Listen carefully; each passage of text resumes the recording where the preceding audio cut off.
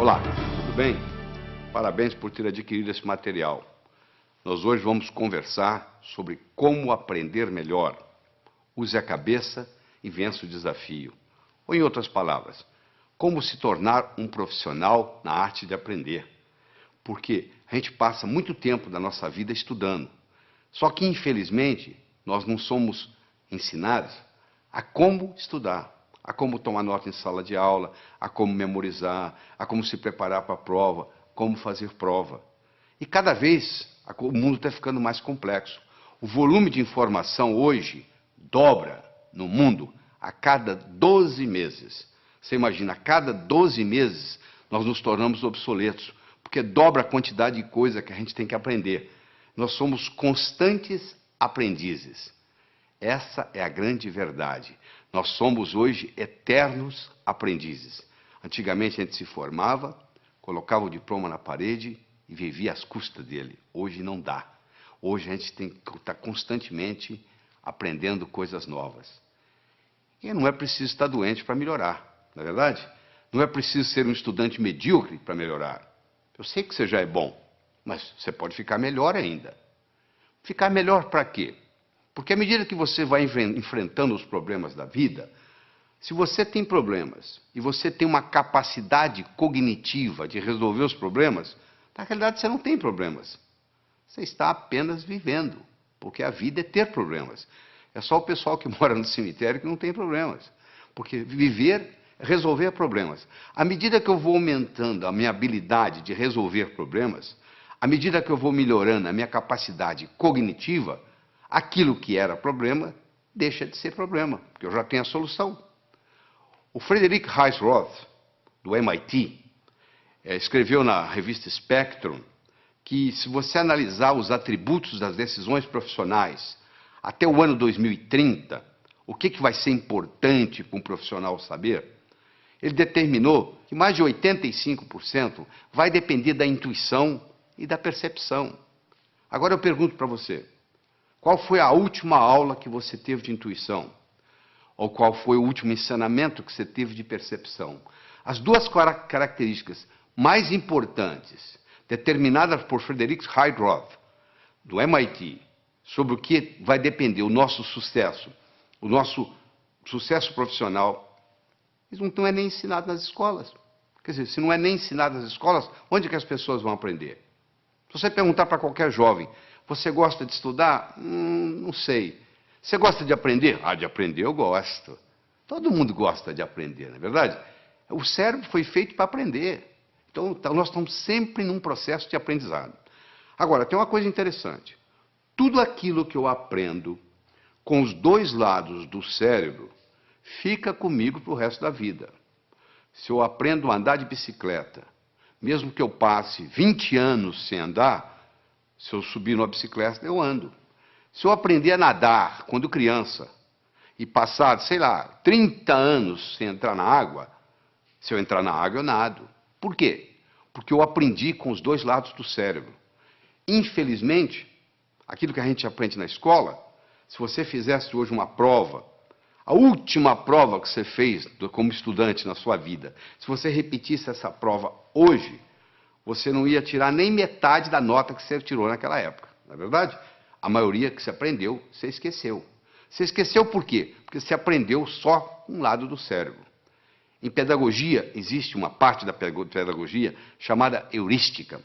Heurística é o método educacional que consiste em fazer descobrir pelo aluno o que se lhe quer ensinar. Ou seja, o próprio aluno vai descobrindo o processo e quando você descobre aquilo, meu amigo, acabou, ninguém tira aquilo de você mais. Eu digo para o aluno o seguinte, se você entender claramente o que o professor está ensinando na aula, você não precisa estudar em casa. Você já tem o material pronto. Como que eu vou, o que eu tenho que fazer? Eu vou anotar palavras? Eu vou anotar números? Não. Você não vai anotar nem palavras, nem números. Você vai anotar ideias.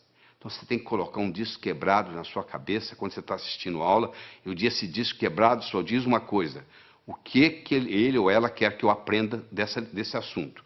O que ele ou ela, professor, professora, quer que eu aprenda desse assunto. Esse disco quebrado vai ficar rodando durante todo o período da aula que você está assistindo. E você vai anotar não mais palavras ou números. Você vai passar a adotar ideias. Esse aqui é o grande segredo. Quando nós somos crianças, nós não temos nenhum medo de errar. Eu estou cansado de ver casais que vão com os filhos passar 1, 2, 3 anos fora, vão para os Estados Unidos, por exemplo. As crianças voltam falando inglês e o pai e a mãe não voltam falando inglês tão bem quanto as crianças. Porque o pai e a mãe ficam naquele negócio.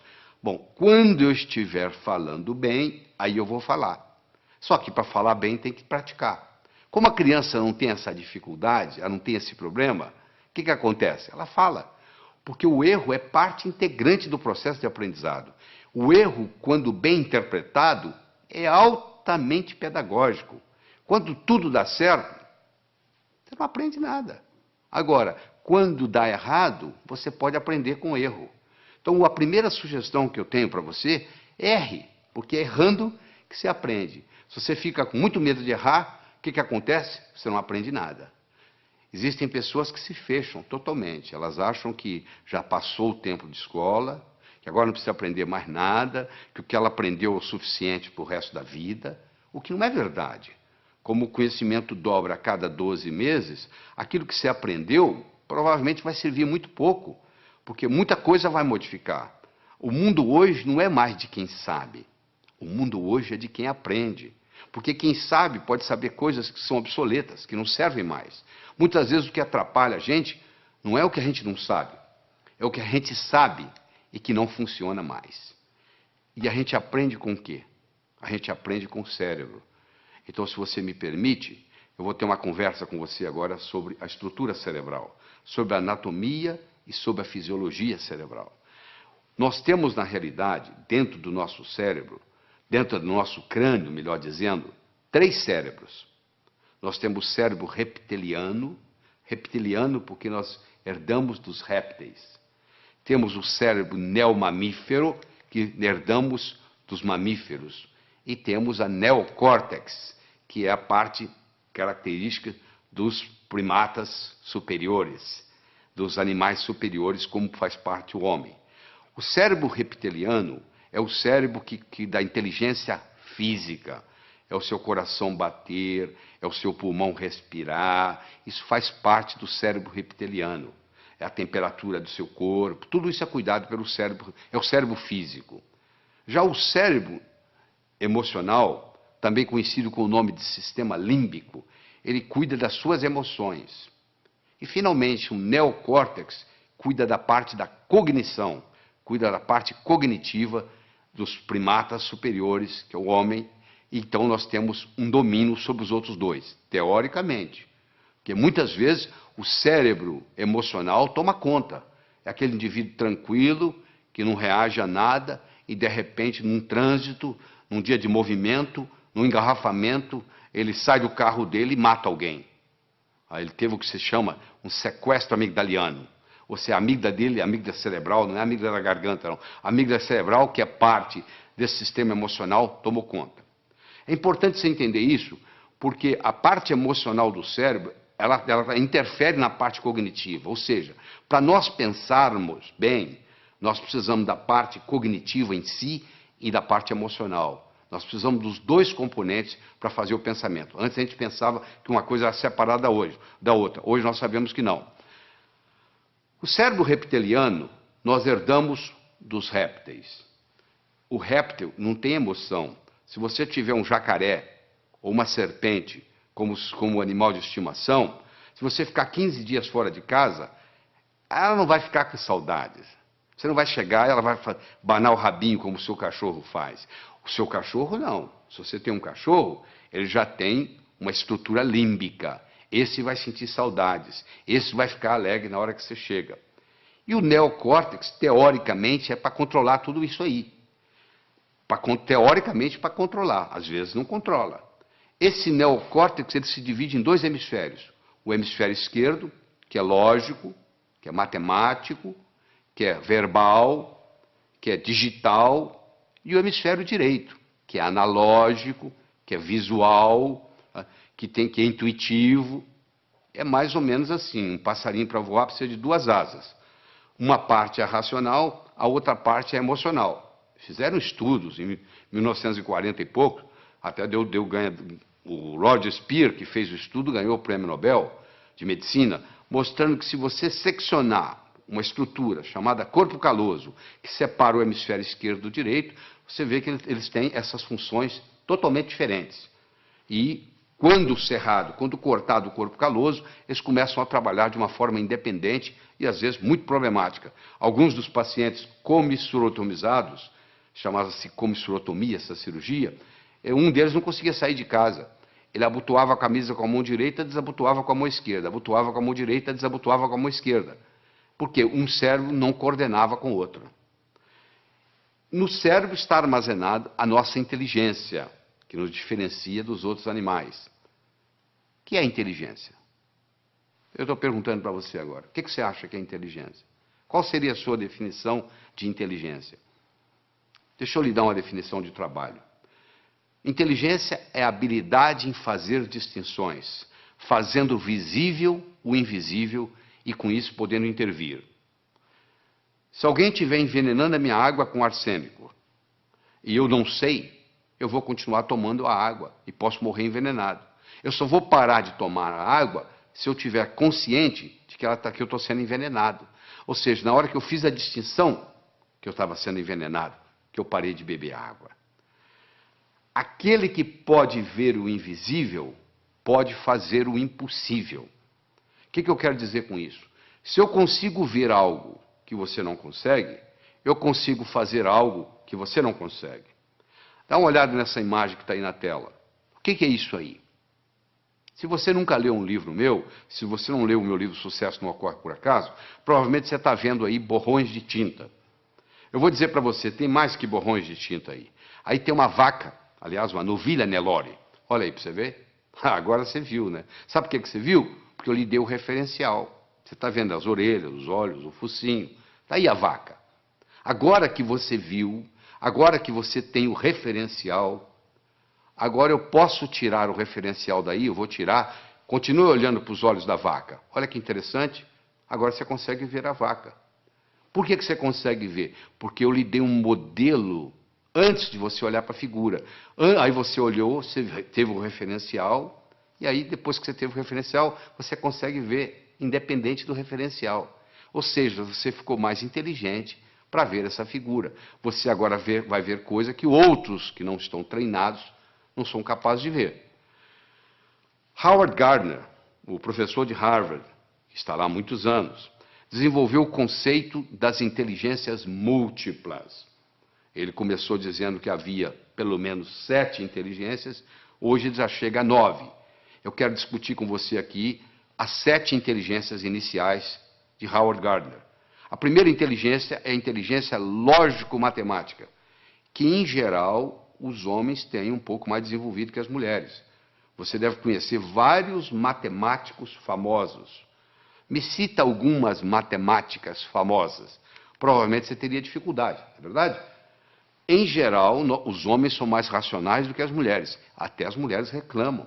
Meu marido é racional demais. Exatamente isso. Eu tive a oportunidade de escrever um livro, Como Passar no Vestibular.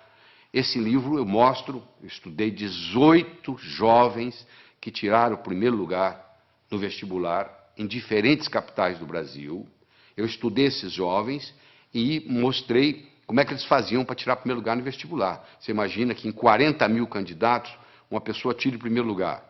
Essa pessoa, ela tem algo diferente. Você tem que analisar o que ela tem de especial, porque ela tem algo diferente.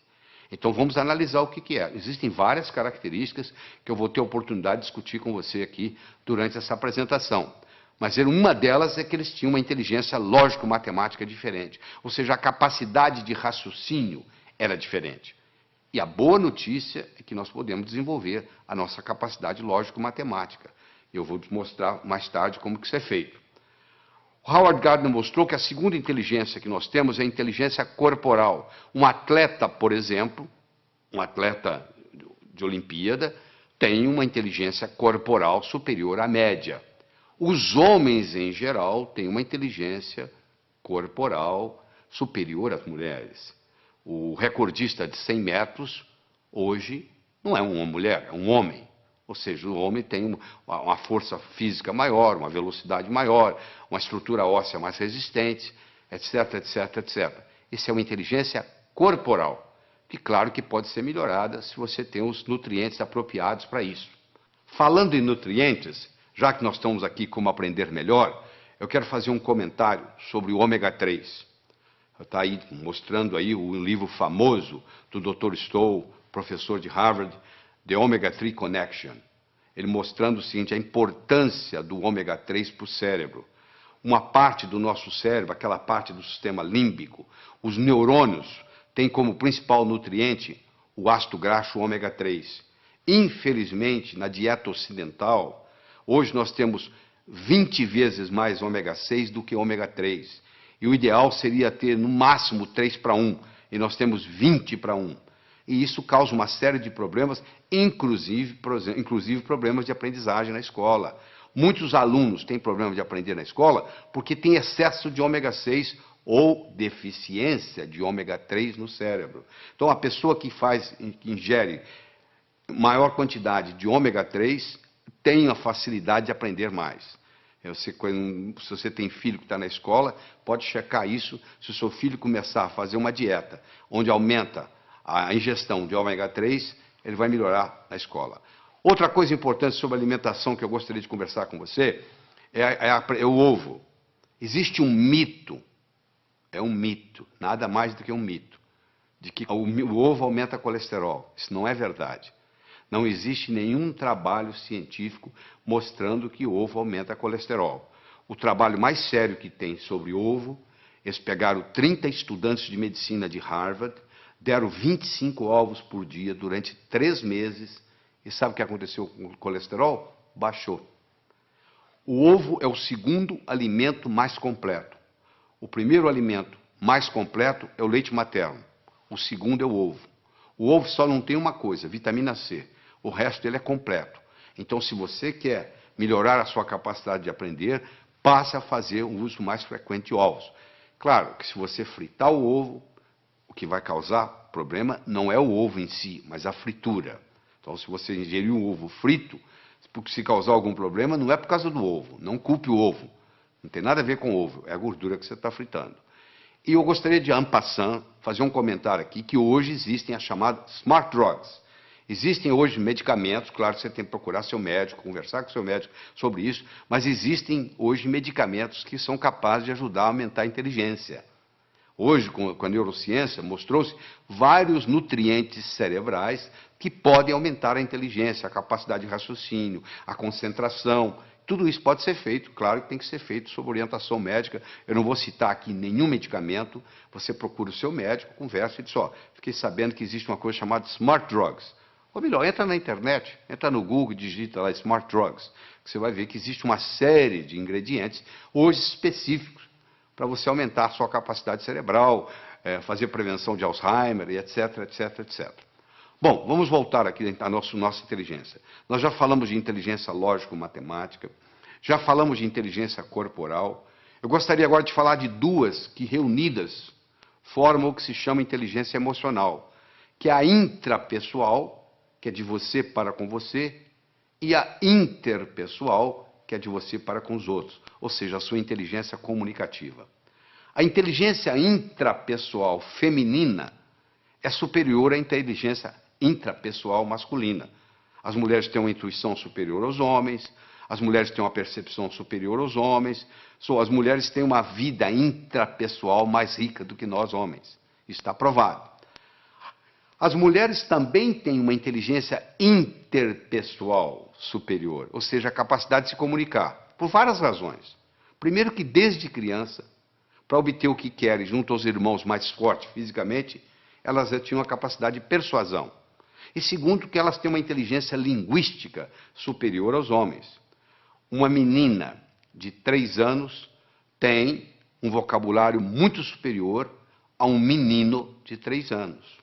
Ou seja, as mulheres têm uma inteligência linguística, e isso superior aos homens, isso facilita no processo da comunicação. A próxima inteligência é a inteligência musical, que é mais ou menos equilibrada entre homem e mulher. E, finalmente, a sétima inteligência que eu quero mencionar aqui é a inteligência espacial, que o homem tem superior à mulher. A mulher ficava na caverna, o homem ia trabalhar. De metrô? Não. De ônibus? Não. Ele ia andando. Onde que era o escritório dele? Na selva. Ele ia caçar. Todo dia no mesmo lugar? Não. Um dia ia para o norte, outro para o sul, outro para o leste, outro para o oeste. E de noite ele tinha que voltar para casa. E ele tinha que sair fora dos inimigos, ele tinha que tomar cuidado para não confundir a caverna dele com a dos outros. Então ele desenvolveu esse senso espacial. Tanto é que quando o seu marido vai passear com você de carro e ele se perde, e você diz para ele assim, ô bem, para ali no posto e pergunta. Ele fala, não, eu sei onde eu estou. Até que ele se dá conta que ele não sabe. Aí ele fala o seguinte, eu vou parar e você pergunta, tá?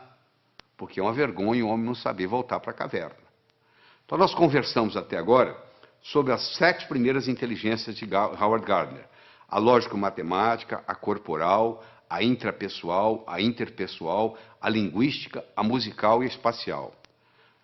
Agora eu quero conversar com você sobre como você aumenta essas inteligências. No processo de aprender, tem 3 modos básicos. Ou a gente aprende olhando, ou a gente aprende escutando, ou a gente aprende fazendo. Nem todo mundo aprende do mesmo modo. Tem pessoas que são visuais. Bate o olho, está resolvido. Tem pessoas que são auditivas, só precisa escutar. E tem pessoas que precisam fazer. Então você pergunta assim, tomar nota em sala de aula é bom ou ruim? Eu falo, depende do seu tipo de aprender. Se você é o tipo sinestésico de aprender, tomar nota em sala de aula vai te fazer uma diferença enorme, porque você tem que estar anotando. Agora, se você é do tipo visual ou do tipo auditivo, já não faz muita diferença. Olha que interessante. Às vezes uma família tem uma criança, um filho, todo mundo na família sabe que aquela criança é super inteligente. E a criança não se dá bem na escola. E vem reclamações, etc. e tal. E aí eles acham que essa criança tem o que se chama de learning disability. Ou seja, tem uma dificuldade de aprendizagem. Só que essa criança, muitas vezes, ela é sinestésica. E o sistema ensinado na escola, em geral, é audiovisual. O professor, a professora, o que fala, escreve lá no quadro. E essa criança é inquieta, porque ela tem que fazer, ela é sinestésica. E ela não aprende. Não é porque ela não tem a capacidade de aprender, é porque o sistema de ensino não está apropriado a ela.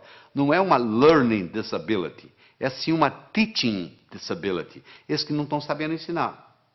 Existem testes, você pode fazer teste, eu tenho livros sobre a comunicação global, no último capítulo tem um teste, você pode olhar, você faz um teste em 10, 15 minutos, você tem uma ideia, se você é mais visual, se você é mais auditivo, se você é mais sinestésico. E isso faz uma diferença enorme, às vezes você está aprendendo do modo errado, às vezes você não é um estudante brilhante, porque você está tentando aprender num canal diferente daquele que é característica sua. Eu quero falar sobre uma outra coisa muito importante aqui, é sobre o movimento dos olhos. Você já percebeu que à medida que você vai conversando, os seus olhos estão movimentando em todas as direções? Pois é, basicamente, nós podemos colocar os nossos olhos em 9 posições diferentes. Você pode olhar para cima, para a esquerda, para o centro, para a direita. Você pode olhar na horizontal, para a esquerda, para o centro, para a direita. Você pode olhar para baixo, para a esquerda, para o centro, para a direita. Bom, vamos tirar as posições centrais, porque não tem nada a ver com a nossa aula aqui hoje, com a nossa conversa aqui hoje. Sobram 6 posições, 2 para cima, 2 na horizontal, 2 para baixo. Não é verdade? Todas as vezes que você movimenta os seus olhos para cima, você ativa a parte visual do cérebro. Toda vez que você move os seus olhos na horizontal, você ativa a parte auditiva do cérebro. E toda vez que você olha para baixo, para a sua direita aí, para a sua direita, você ativa a parte sinestésica do cérebro. Então, se eu, por exemplo, quero recordar algo, qual foi a cor da camisa que eu usei domingo passado? Pode ver que na mesma hora meu olhar vai subir. Vai subir para quê? Para procurar a cor da camisa. Ora, se eu olho para cima, para a minha esquerda,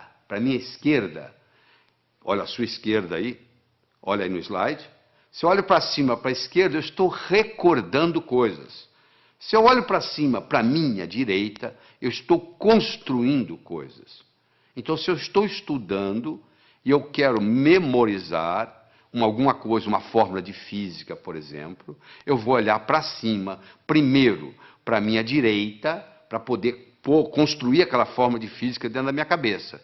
E depois eu vou olhar para cima, para a esquerda, para eu poder recordar, repetir aquela fórmula de física, até que ela fique parte da minha estrutura psicológica. Isso é muito importante entender, porque o movimento do olho facilita o processo. Olha só que interessante. A pessoa vai fazer o vestibular, vai fazer um teste, e chega lá e diz, eu dei branco. Por que ela deu branco? Porque ela colocou a cabeça para baixo, olhando para a prova, olhando para o teste. E faz essa pergunta, e ela esqueceu a fórmula de física. Se ela tivesse simplesmente levantado a cabeça e olhado na posição certa, ela teria resolvido o problema. Mas como ela está olhando para baixo, não teve a oportunidade de ter acesso ao campo visual, aquela forma de física não vem na cabeça dela. Então isso aí, nós podemos gastar horas e horas e horas estudando isso aqui, mas não é só a finalidade disso. Mas eu quero que vocês entendam que diz que os olhos são as janelas da alma, eu diria também que os olhos são as janelas da mente. É interessante. Todos os estudos feitos até agora, em todos os países onde foi feito, não existe nenhuma correlação entre a nota que se tira na escola e o sucesso que se tem na vida. Em outras palavras, eu posso ter um estudante medíocre, que vai ser um grande empresário, ou eu posso ter um CDF, que não vai dar nada na vida. Não existe nenhuma correlação. É importante você pensar isso. Por que não existe uma correlação? O Dr. Hicks fez isso nos Estados Unidos e provou que não havia nenhuma correlação, e outros repetiram esses estudos no mundo todo. Por que não existe? Porque talvez a escola esteja ensinando coisas que não têm muita aplicabilidade. Eu digo sempre o seguinte, às vezes o que cai na prova não cai na vida. Quer dizer, você estuda aquilo de uma forma para fazer na prova, e depois não tem nenhuma aplicabilidade na vida. O homem não constrói fora de si nada que não tenha dentro de si.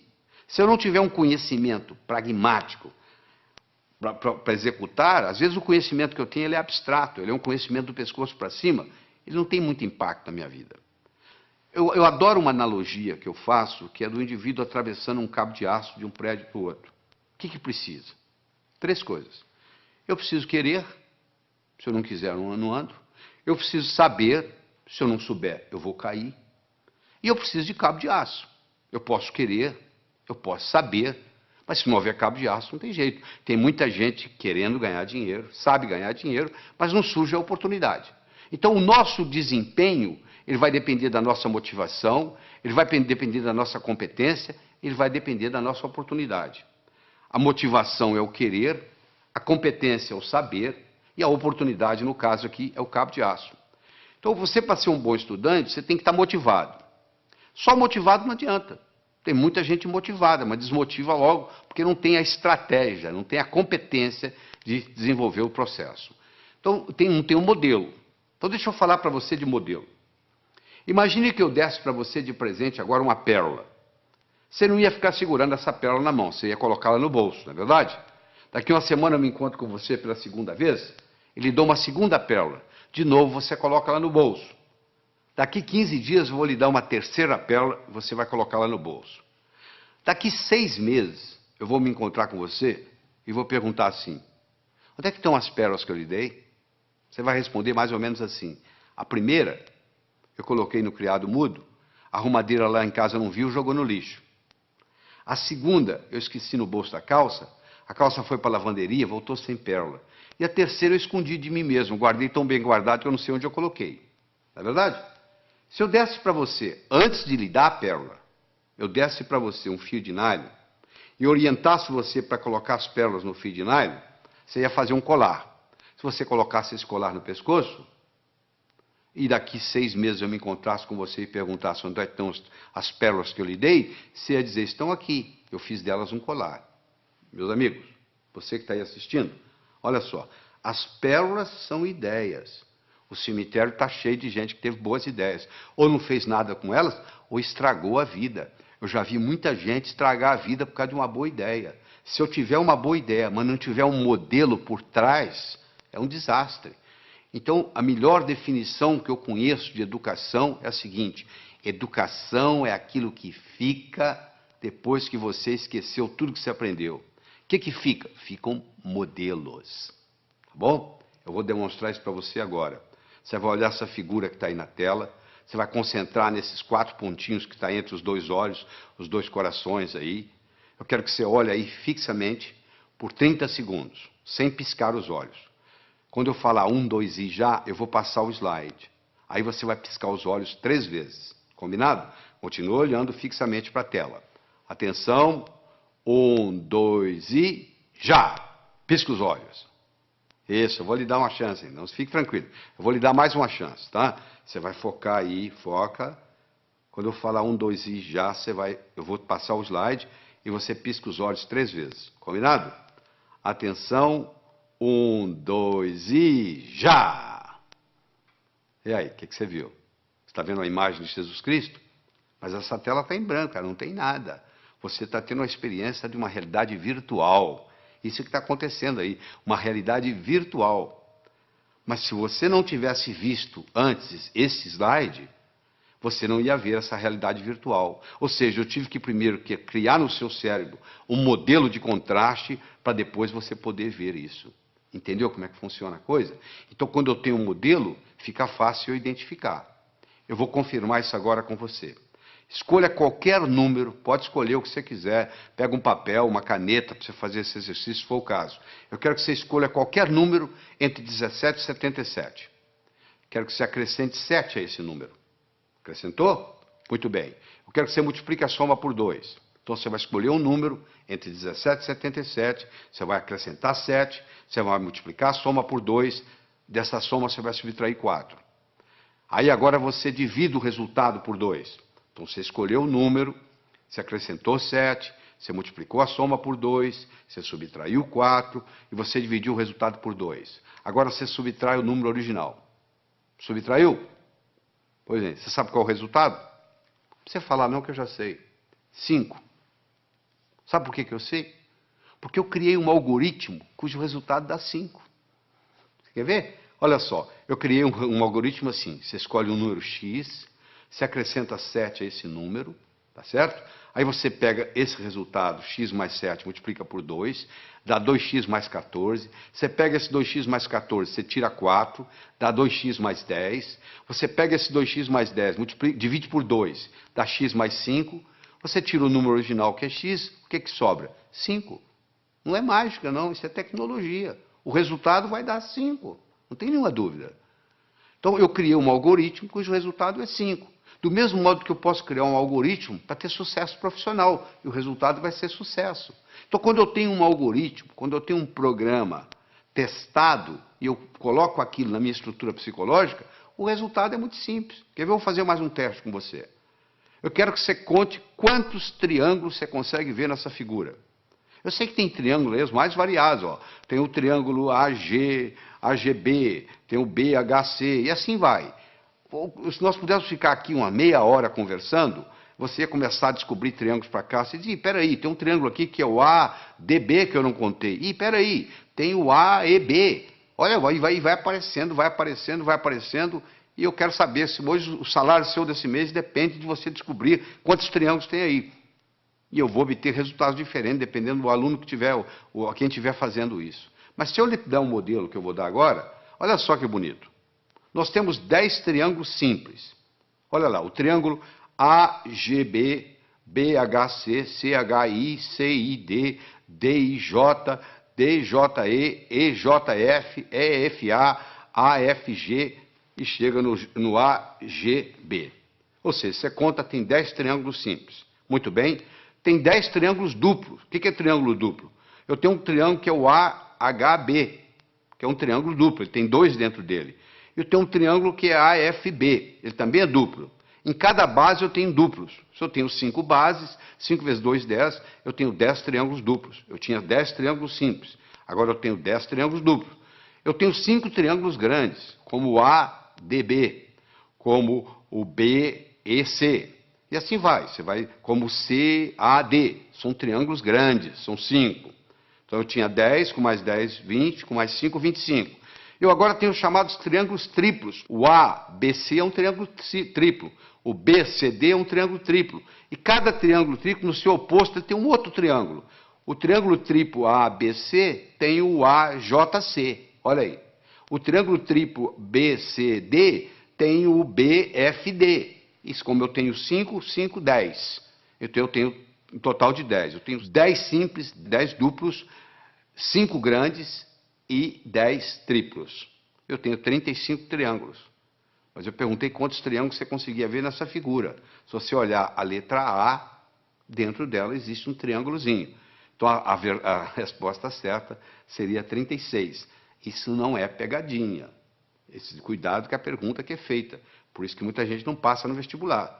Parece que a pergunta é pegadinha. Não. Quantos triângulos você consegue ver nessa figura? Dentro da letra A tem um triângulo, que é aquele triângulozinho que você está vendo lá. Então o total seria aí 36. Agora que você aprendeu a contar os triângulos simples, os duplos, os triplos, os grandes e o que está nas letras, pronto, agora você criou um modelo de como contar triângulos. A sua inteligência para contar triângulos aumentou. Você deve estar perguntando, mas o que isso tem a ver? O que eu vou fazer na vida se eu aumentei minha inteligência para contar triângulos? Não, eu estou dando um exemplo. Do mesmo modo que você aumentou a sua capacidade de contar triângulos, se eu lhe der modelos outros, que nós vamos estar dando aqui durante essa apresentação, isso vai melhorar tremendamente o seu estudo. Eu mencionei que eu escrevi um livro chamado Como Passar no Vestibular. Esse livro foi fruto de um trabalho onde eu trouxe a São Paulo 18 jovens que tiraram o primeiro lugar no vestibular em diferentes capitais do Brasil.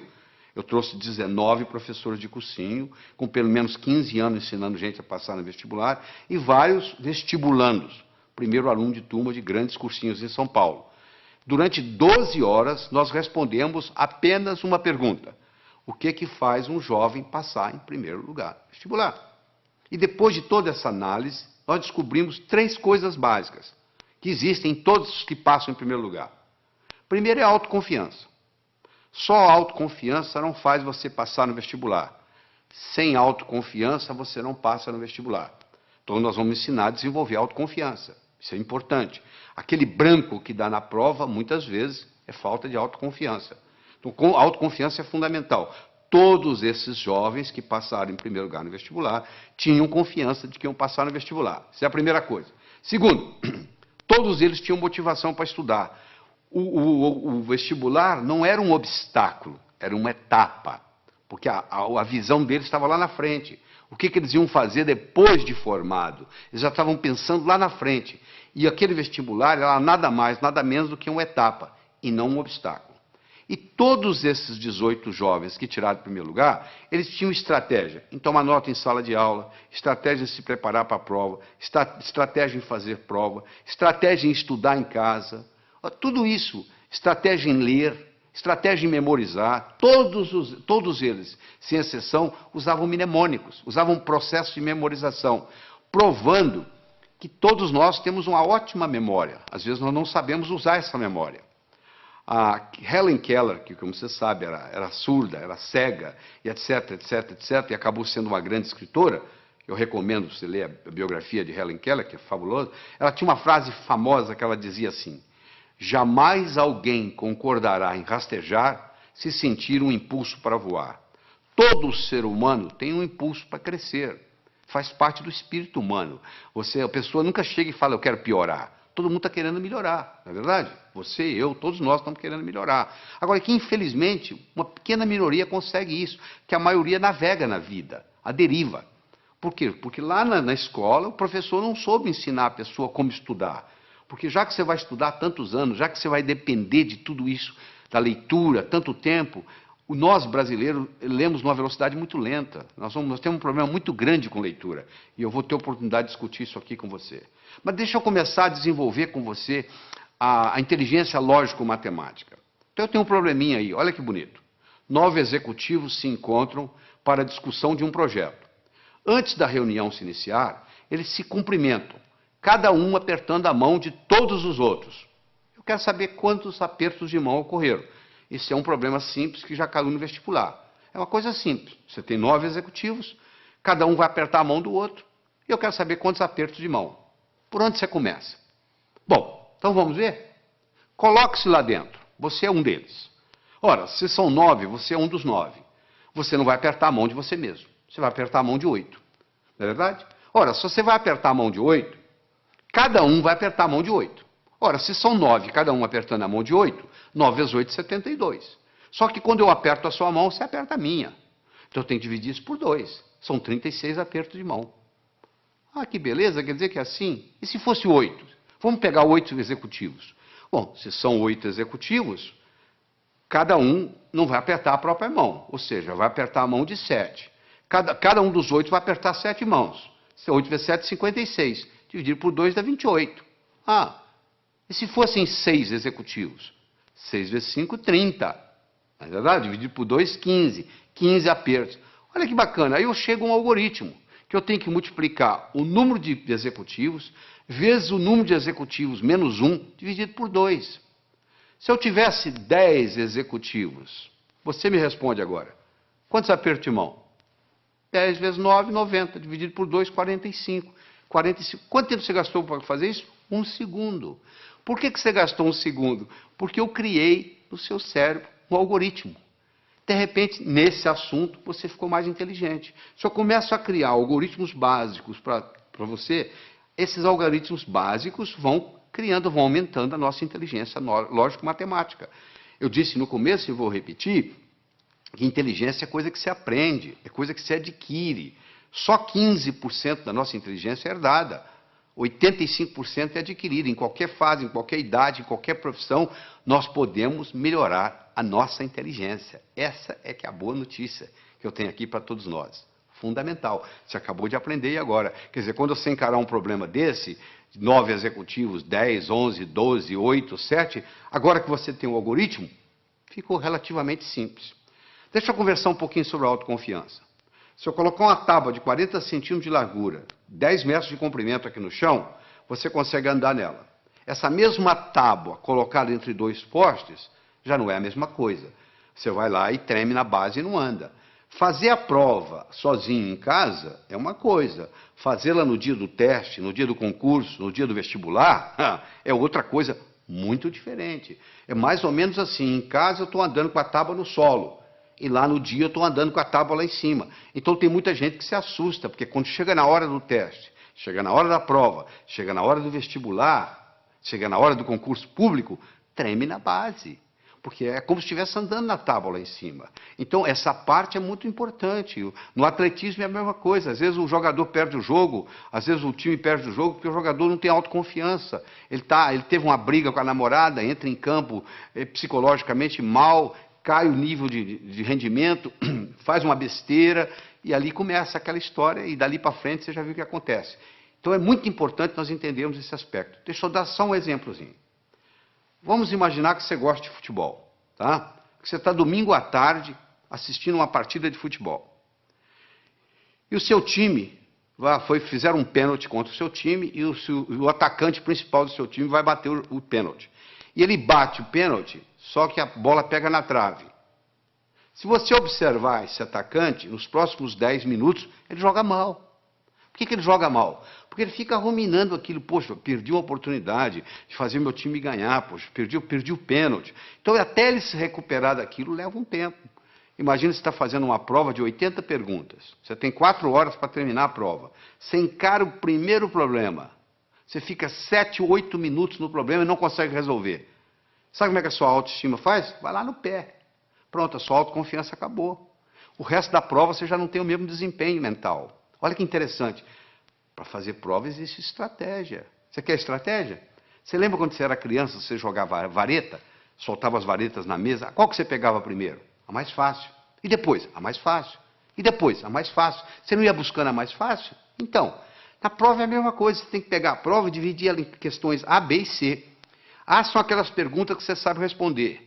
B são aquelas que você sabe responder, mas que vai dar um pouco de trabalho. E C são aquelas que você não sabe se vai responder. Você responde às A's, marca as B's e pula as C's.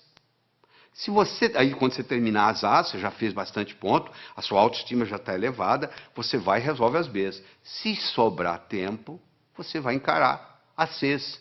E se não der, você então entra com a estratégia de chutar. Você entendeu? Mas é uma estratégia simples, é a estratégia de jogar vareta. Mas uma pessoa que não tem essa estratégia simples na cabeça, Ela encara uma prova, um concurso, ela pensa que tem que responder na ordem, 1, 2, 3, 4, 5, 6. Por azar, ela pega uma pergunta que é difícil para ela, que ela não sabe a resposta, e ela perde ali 6, 7, 8 minutos e sai dali desanimada, já a autoestima já lá embaixo. Olha o impacto que tem. Uma explicação simples dessa, olha a contribuição que faz para você, olha a diferença que isso faz. Vamos continuar no nosso processo lógico-matemático? Então eu tenho mais um probleminha para você. Olha aí. Um comerciante comprou uma cadeira por $70. Vendeu-a logo em seguida por 80. Comprou de volta a mesma cadeira por 90 e vendeu-a novamente por 100. Quanto foi o lucro dele nessa transação? Então ele comprou a cadeira por 70, vendeu por 80. Comprou a mesma cadeira por 90, vendeu por 100. Eu agora vou dar um tempinho para você. Você vai ter que me responder aí o que você acha. Quanto que ele ganhou ou perdeu nessa transação. Primeiro você vai decidir se ele ganhou ou se ele perdeu. E quanto foi? Ele comprou por 70, vendeu por 80, comprou a mesma cadeira por 90, vendeu por 100. Ele ganhou ou perdeu?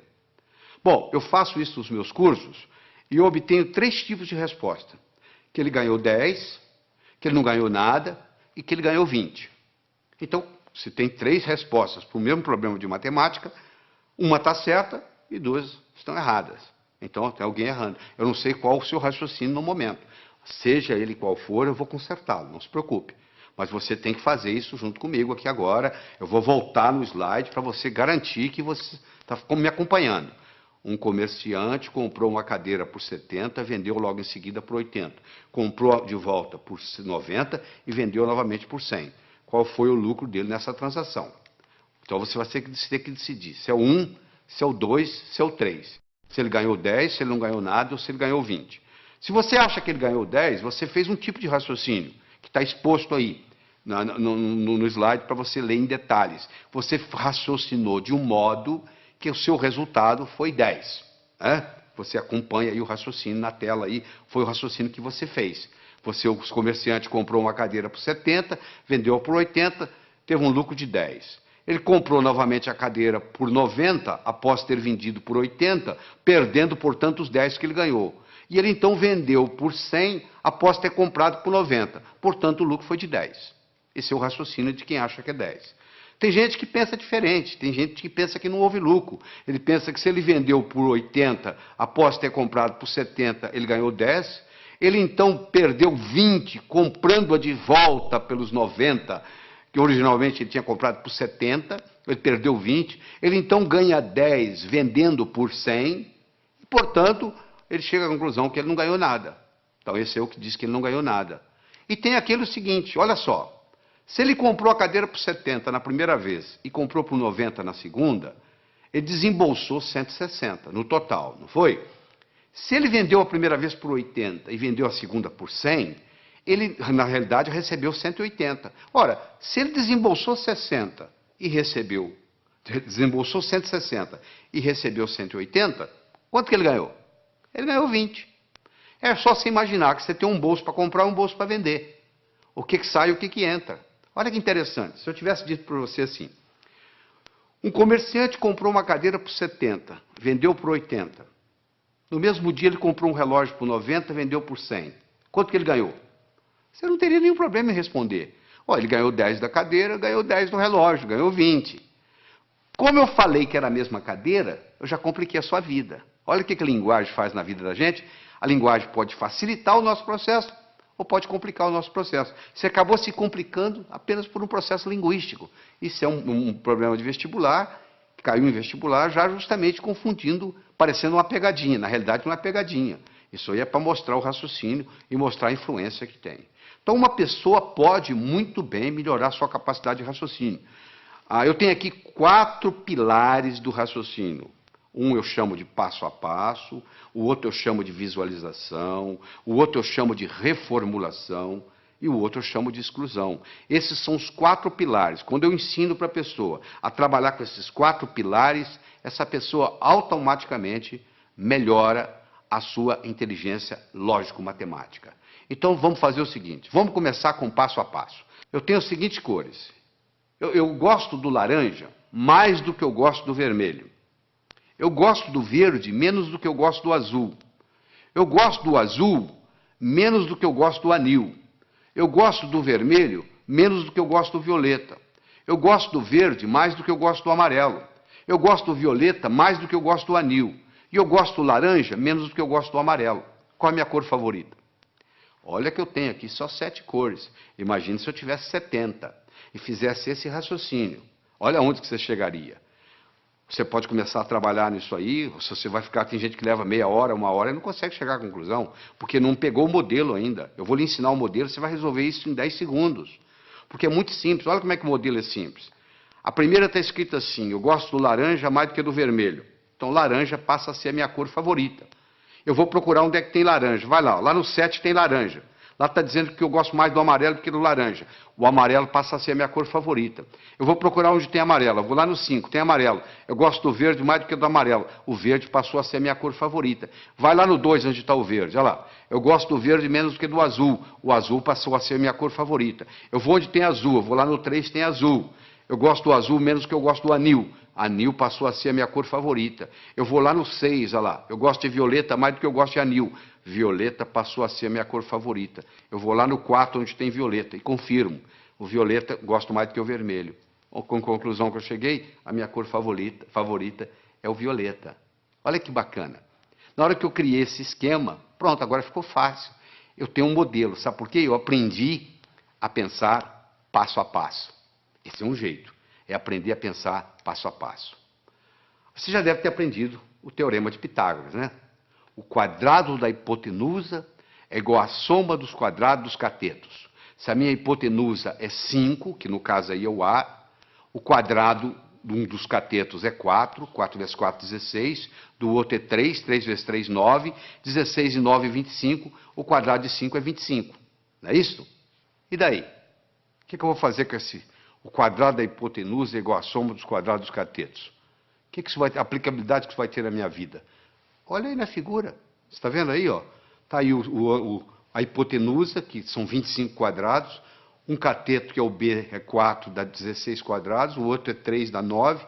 16 e 9, 25. Se eu estou numa arquitetura, numa construção, eu quero construir 2 salões que correspondem a um terceiro.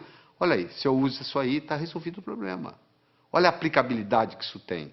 Agora que você visualizou, você entendeu a aplicabilidade, agora você tem motivação para aprender. Então, uma coisa é o passo a passo, outra coisa é a visualização. O terceiro pilar do pensamento é a reformulação.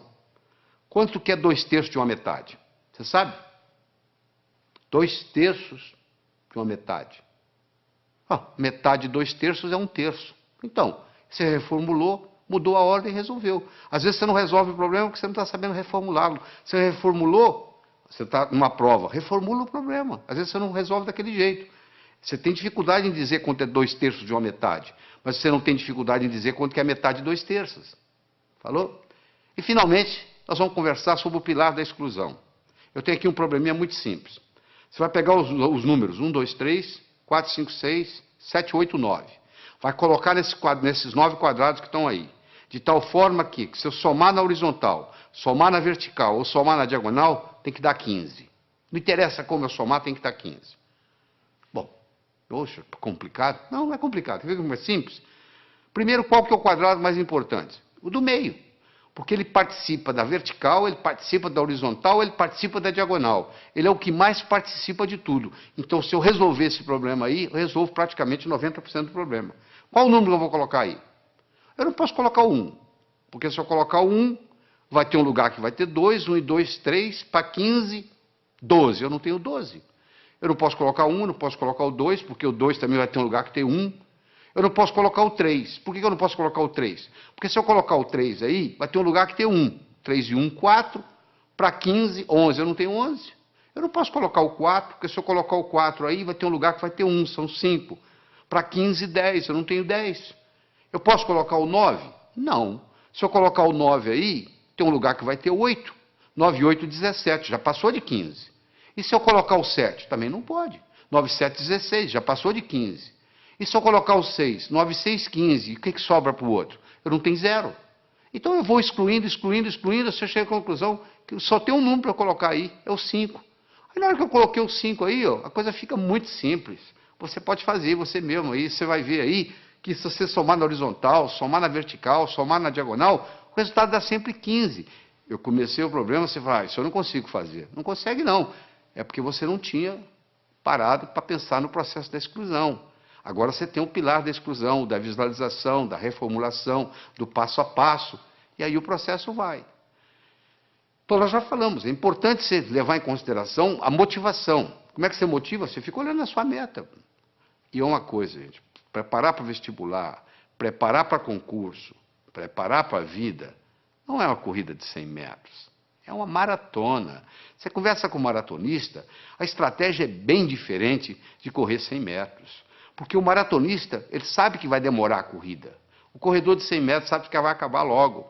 Eu acho que eu tenho que aprender para a vida. Eu tenho que manter isso na minha memória. E o que acontece com a maioria dos estudantes?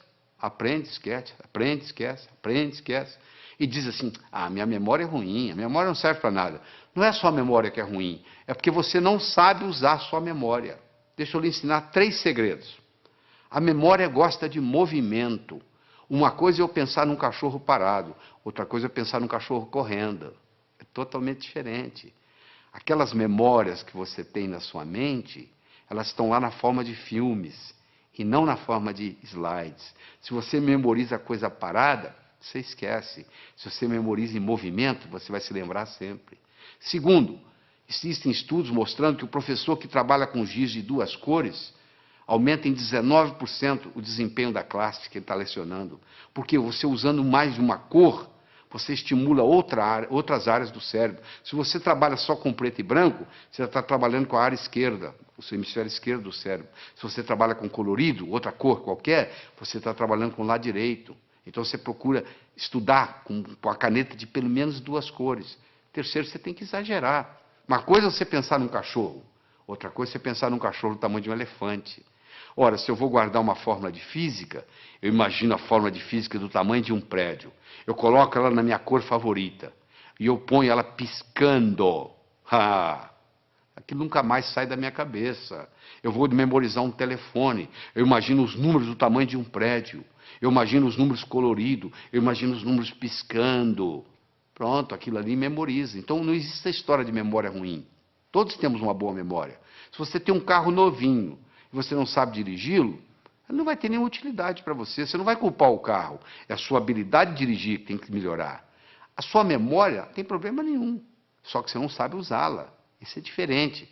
Então ela gosta de movimento, ela gosta de cores, ela gosta de exagero, ela gosta de mnemônicos. Todos esses jovens, 18 jovens que eu estudei, que tiraram o primeiro lugar no vestibular, todos eles, sem exceção, trabalhavam com mnemônicos. Você quer ver um mnemônico simples?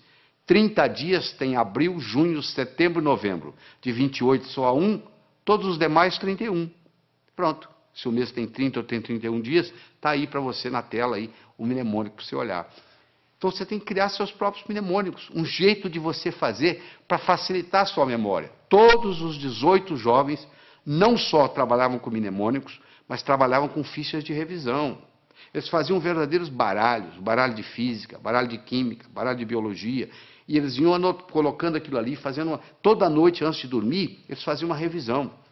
A medicina mostra que os últimos 20 minutos, o que você vivencia nos últimos 20 minutos antes de dormir, rumina na sua cabeça a noite toda.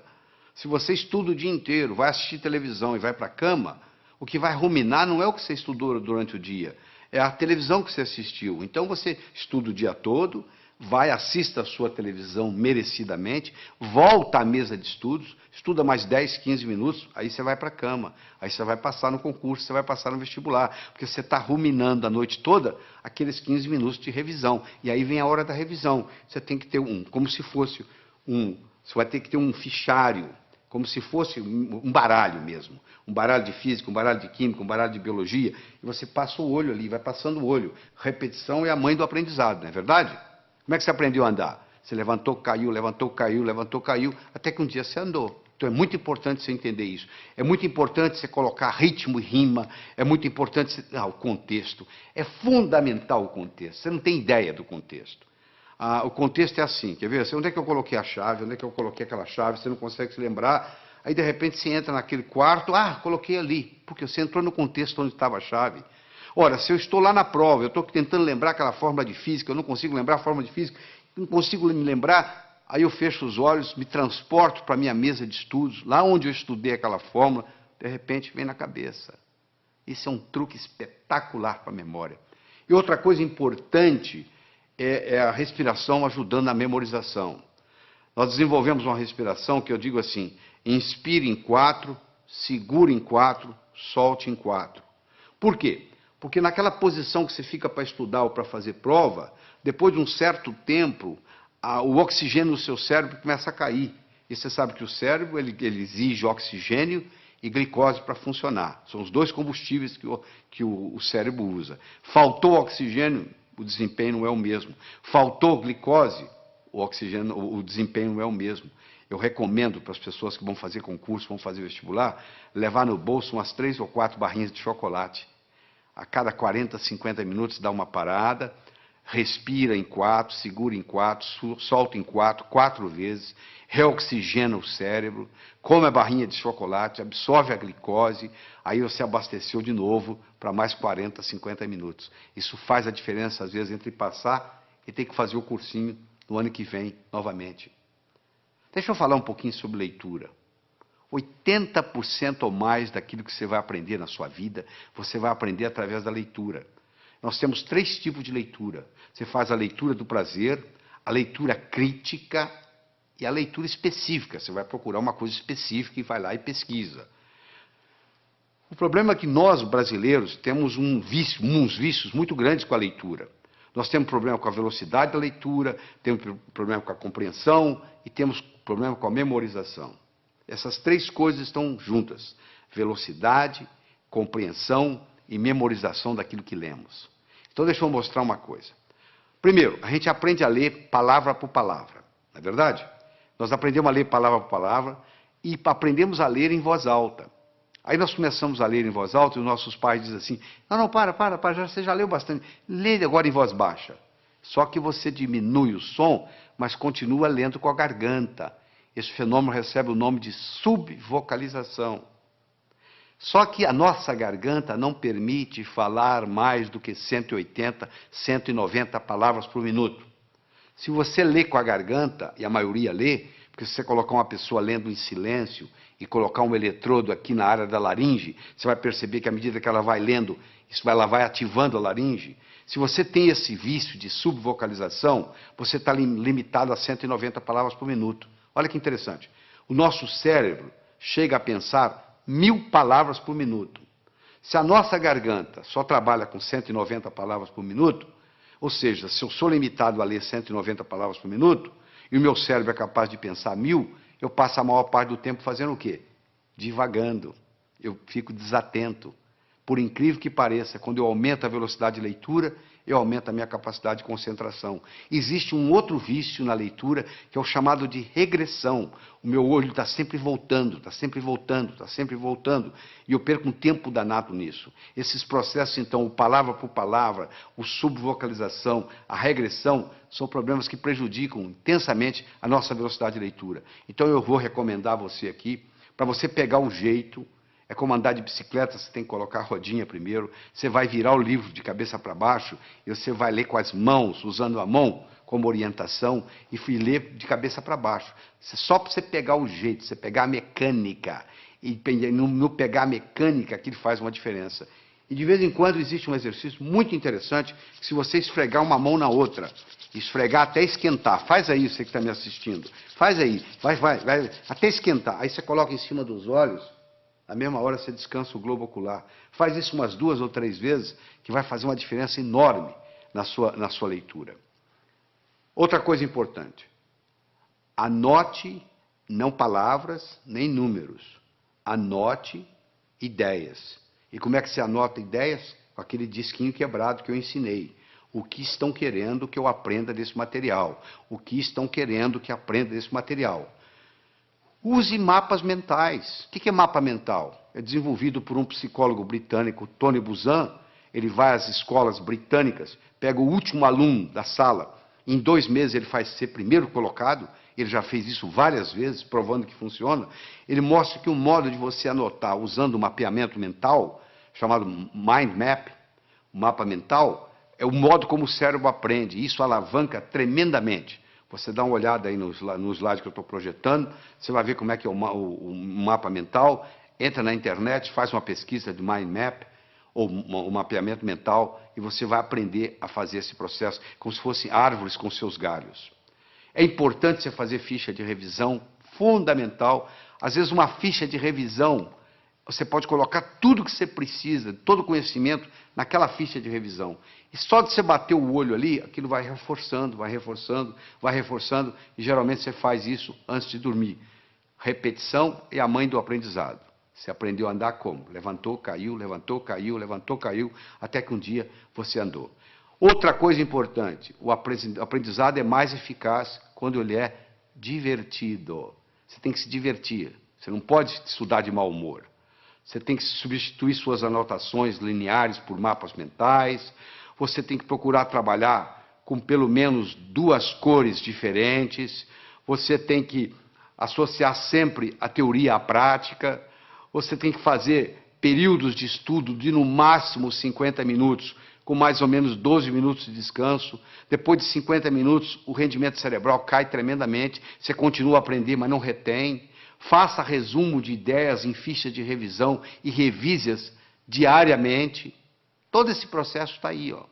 É você aprender a aprender. Isso é que é importante. É aprender a aprender. Isso é que interessa.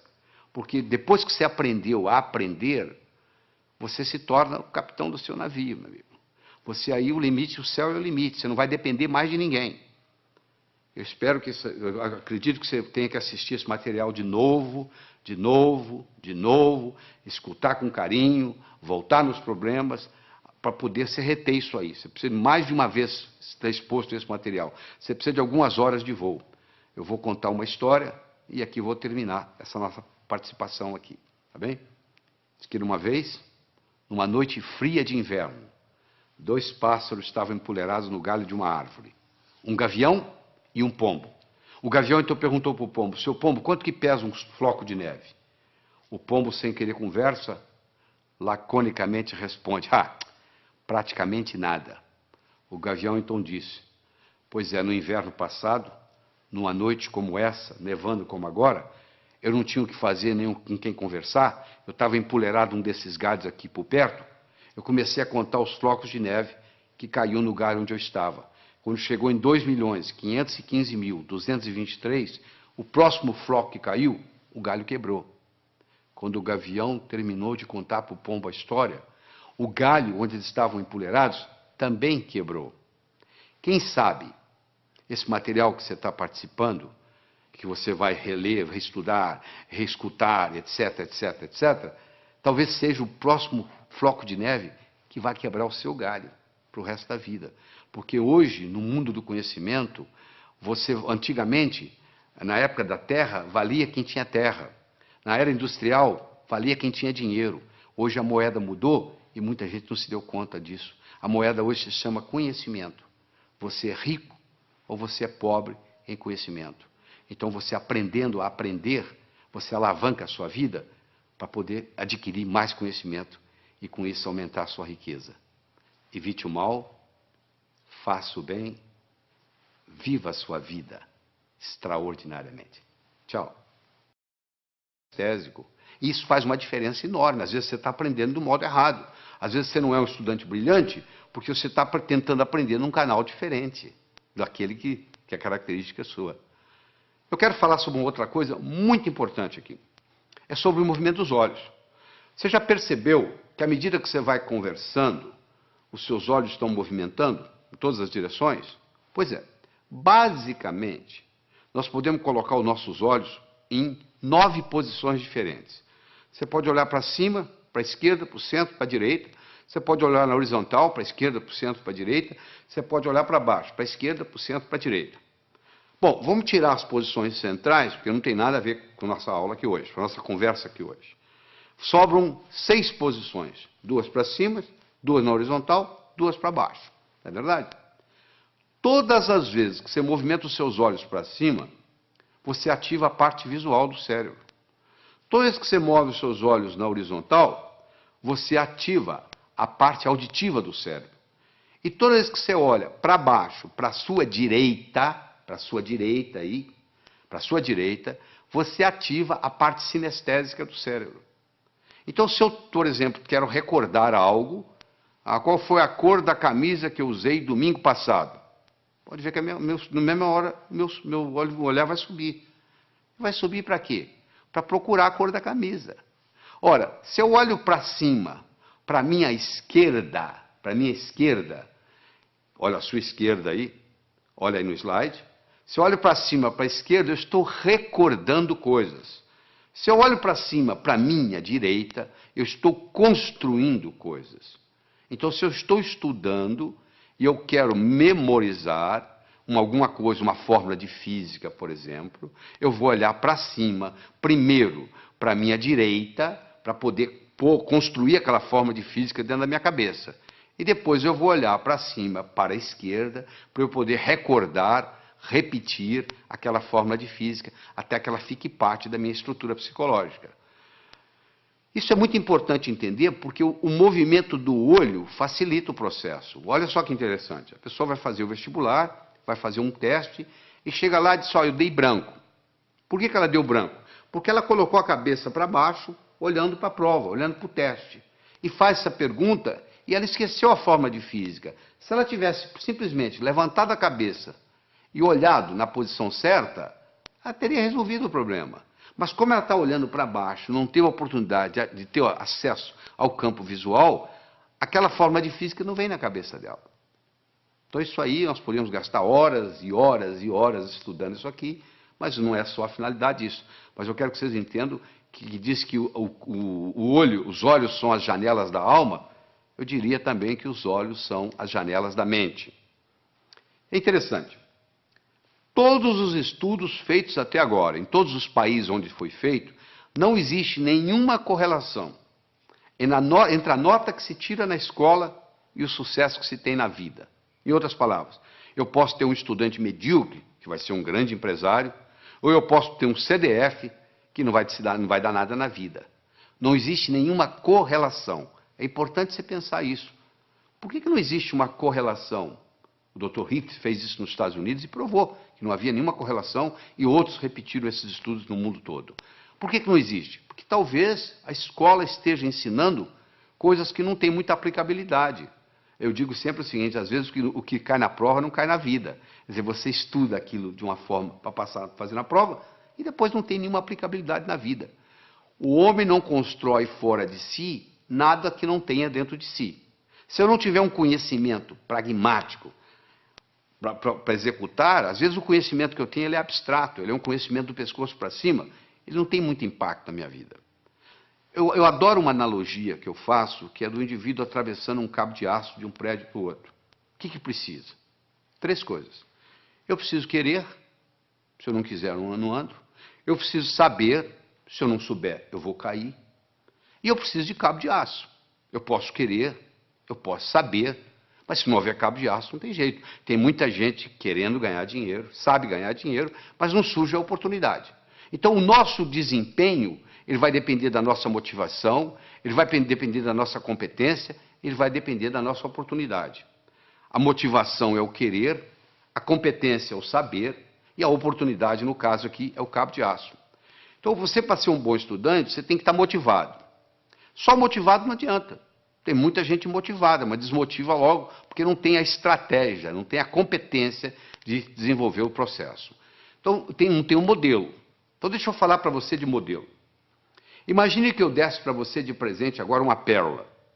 Você não ia ficar segurando essa pérola na mão, você ia colocá-la no bolso, não é verdade? Daqui uma semana eu me encontro com você pela segunda vez, e lhe dou uma segunda pérola. De novo, você coloca ela no bolso. Daqui 15 dias eu vou lhe dar uma terceira pérola, e você vai colocá-la no bolso. Daqui 6 meses, eu vou me encontrar com você e vou perguntar assim, onde é que estão as pérolas que eu lhe dei? Você vai responder mais ou menos assim, a primeira, eu coloquei no criado mudo, a arrumadeira lá em casa não viu, jogou no lixo. A segunda, eu esqueci no bolso da calça, a calça foi para a lavanderia, voltou sem pérola. E a terceira eu escondi de mim mesmo, guardei tão bem guardado que eu não sei onde eu coloquei. Não é verdade?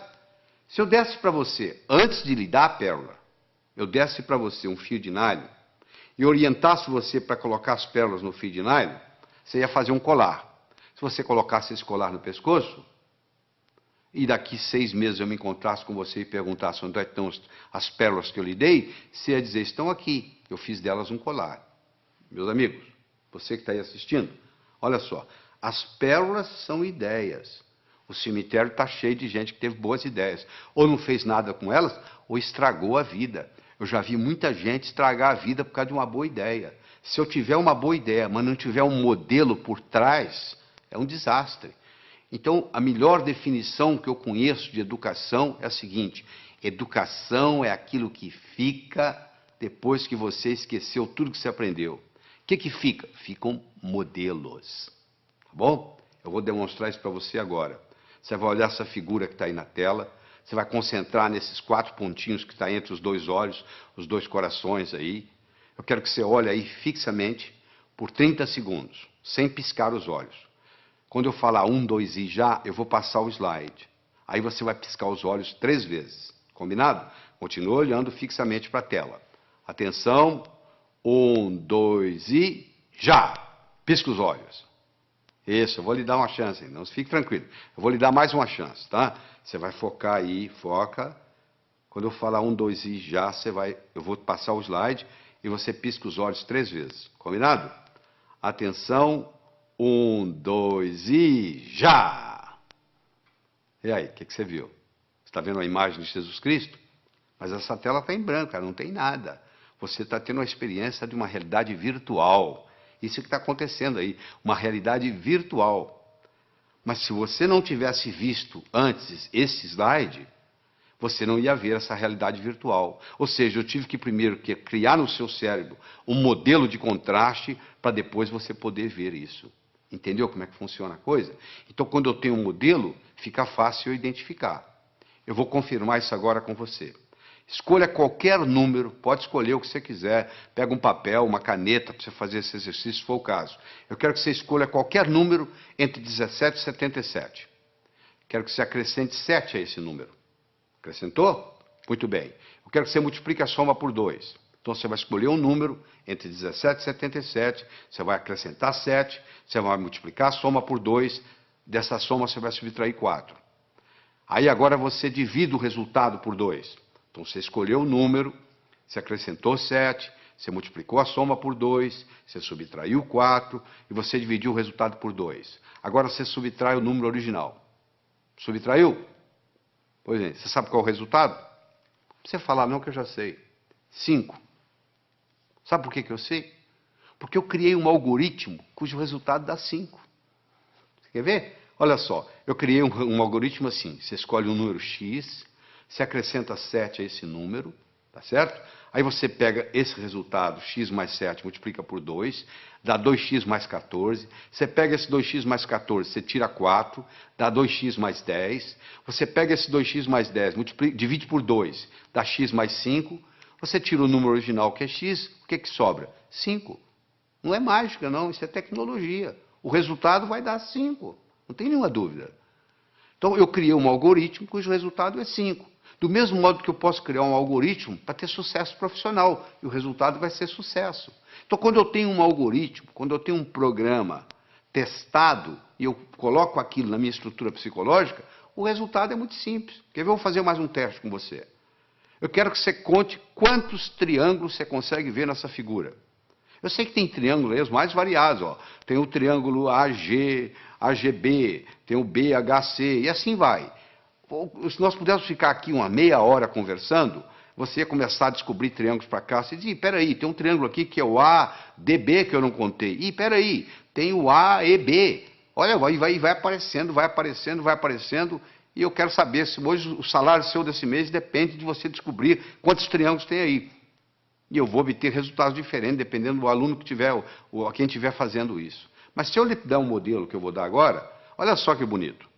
Nós temos 10 triângulos simples.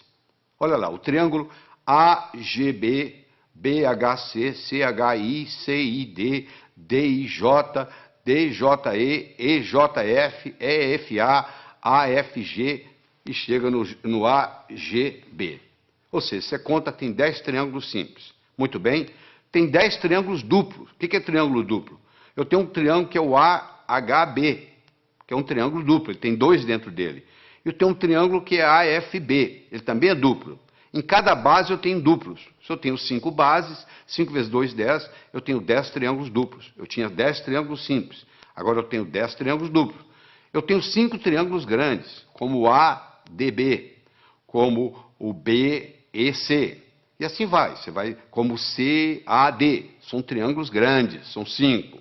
Então eu tinha 10, com mais 10, 20, com mais 5, 25.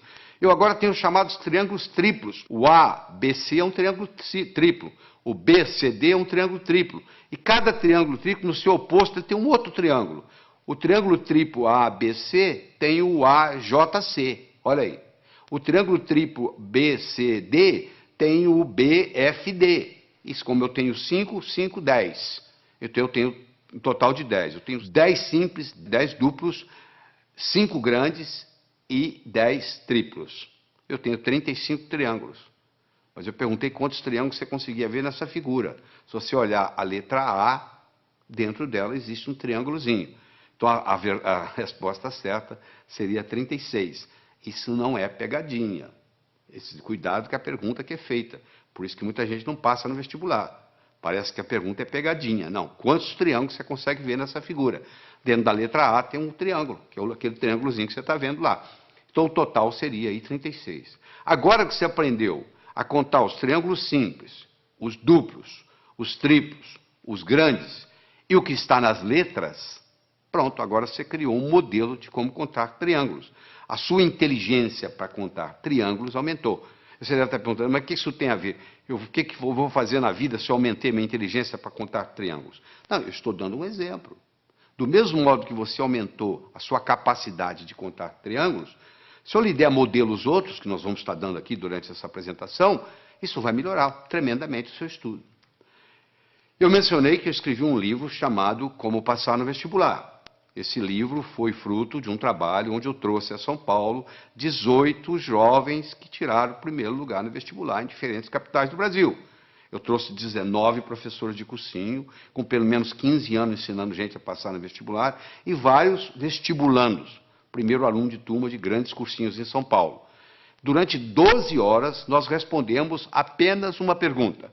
O que faz um jovem passar em primeiro lugar no vestibular? E depois de toda essa análise, nós descobrimos 3 coisas básicas que existem em todos os que passam em primeiro lugar. Primeiro é a autoconfiança. Só a autoconfiança não faz você passar no vestibular. Sem autoconfiança, você não passa no vestibular. Então, nós vamos ensinar a desenvolver a autoconfiança. Isso é importante. Aquele branco que dá na prova, muitas vezes, é falta de autoconfiança. Então, a autoconfiança é fundamental. Todos esses jovens que passaram em primeiro lugar no vestibular tinham confiança de que iam passar no vestibular. Essa é a primeira coisa. Segundo, todos eles tinham motivação para estudar. O vestibular não era um obstáculo, era uma etapa, porque a visão deles estava lá na frente. O que eles iam fazer depois de formado? Eles já estavam pensando lá na frente. E aquele vestibular era nada mais, nada menos do que uma etapa, e não um obstáculo. E todos esses 18 jovens que tiraram o primeiro lugar, eles tinham estratégia em tomar nota em sala de aula, estratégia em se preparar para a prova, estratégia em fazer prova, estratégia em estudar em casa, tudo isso, estratégia em ler, estratégia em memorizar, todos eles, sem exceção, usavam mnemônicos, usavam processo de memorização, provando que todos nós temos uma ótima memória. Às vezes nós não sabemos usar essa memória. A Helen Keller, que, como você sabe, era surda, era cega, e etc, etc, etc, e acabou sendo uma grande escritora, eu recomendo você ler a biografia de Helen Keller, que é fabulosa, ela tinha uma frase famosa que ela dizia assim: jamais alguém concordará em rastejar se sentir um impulso para voar. Todo ser humano tem um impulso para crescer, faz parte do espírito humano. A pessoa nunca chega e fala, eu quero piorar. Todo mundo está querendo melhorar, não é verdade? Você, eu, todos nós estamos querendo melhorar. Agora, que infelizmente, uma pequena minoria consegue isso, que a maioria navega na vida, a deriva. Por quê? Porque lá na escola, o professor não soube ensinar a pessoa como estudar. Porque já que você vai estudar tantos anos, já que você vai depender de tudo isso, da leitura, tanto tempo, Nós, brasileiros, lemos numa velocidade muito lenta. Nós temos um problema muito grande com leitura. E eu vou ter a oportunidade de discutir isso aqui com você. Mas deixa eu começar a desenvolver com você a inteligência lógico-matemática. Então eu tenho um probleminha aí, olha que bonito. 9 executivos se encontram para a discussão de um projeto. Antes da reunião se iniciar, eles se cumprimentam, cada um apertando a mão de todos os outros. Eu quero saber quantos apertos de mão ocorreram. Isso é um problema simples que já caiu no vestibular. É uma coisa simples. Você tem 9 executivos, cada um vai apertar a mão do outro, e eu quero saber quantos apertos de mão. Por onde você começa? Bom, então vamos ver? Coloque-se lá dentro. Você é um deles. Ora, se são 9, você é um dos 9. Você não vai apertar a mão de você mesmo. Você vai apertar a mão de 8. Não é verdade? Ora, se você vai apertar a mão de 8, cada um vai apertar a mão de 8. Ora, se são 9, cada um apertando a mão de 8, 9 vezes 8, 72. Só que quando eu aperto a sua mão, você aperta a minha. Então eu tenho que dividir isso por 2. São 36 apertos de mão. Ah, que beleza, quer dizer que é assim? E se fosse 8? Vamos pegar 8 executivos. Bom, se são 8 executivos, cada um não vai apertar a própria mão. Ou seja, vai apertar a mão de 7. Cada um dos 8 vai apertar 7 mãos. 8 vezes 7, 56. Dividido por 2 dá 28. Ah, e se fossem 6 executivos? 6 vezes 5, 30. Não é verdade? Dividido por 2, 15. 15 apertos. Olha que bacana. Aí eu chego a um algoritmo, que eu tenho que multiplicar o número de executivos vezes o número de executivos menos 1, dividido por 2. Se eu tivesse 10 executivos, você me responde agora. Quantos apertos de mão? 10 vezes 9, 90. Dividido por 2, 45. 45. Quanto tempo você gastou para fazer isso? 1 segundo. Por que você gastou 1 segundo? Porque eu criei no seu cérebro um algoritmo. De repente, nesse assunto, você ficou mais inteligente. Se eu começo a criar algoritmos básicos para você, esses algoritmos básicos vão criando, vão aumentando a nossa inteligência lógico-matemática. Eu disse no começo, e vou repetir, que inteligência é coisa que se aprende, é coisa que se adquire. Só 15% da nossa inteligência é herdada. 85% é adquirida. Em qualquer fase, em qualquer idade, em qualquer profissão, nós podemos melhorar a nossa inteligência. Essa é que é a boa notícia que eu tenho aqui para todos nós. Fundamental. Você acabou de aprender e agora. Quer dizer, quando você encarar um problema desse, 9 executivos, 10, 11, 12, 8, 7, agora que você tem um algoritmo, ficou relativamente simples. Deixa eu conversar um pouquinho sobre a autoconfiança. Se eu colocar uma tábua de 40 centímetros de largura, 10 metros de comprimento aqui no chão, você consegue andar nela. Essa mesma tábua colocada entre 2 postes, já não é a mesma coisa. Você vai lá e treme na base e não anda. Fazer a prova sozinho em casa é uma coisa. Fazê-la no dia do teste, no dia do concurso, no dia do vestibular, é outra coisa muito diferente. É mais ou menos assim, em casa eu estou andando com a tábua no solo. E lá no dia eu estou andando com a tábua lá em cima. Então tem muita gente que se assusta, porque quando chega na hora do teste, chega na hora da prova, chega na hora do vestibular, chega na hora do concurso público, treme na base. Porque é como se estivesse andando na tábua lá em cima. Então essa parte é muito importante. No atletismo é a mesma coisa. Às vezes o jogador perde o jogo, às vezes o time perde o jogo porque o jogador não tem autoconfiança. Ele teve uma briga com a namorada, entra em campo psicologicamente mal, cai o nível de rendimento, faz uma besteira, e ali começa aquela história, e dali para frente você já viu o que acontece. Então é muito importante nós entendermos esse aspecto. Deixa eu dar só um exemplozinho.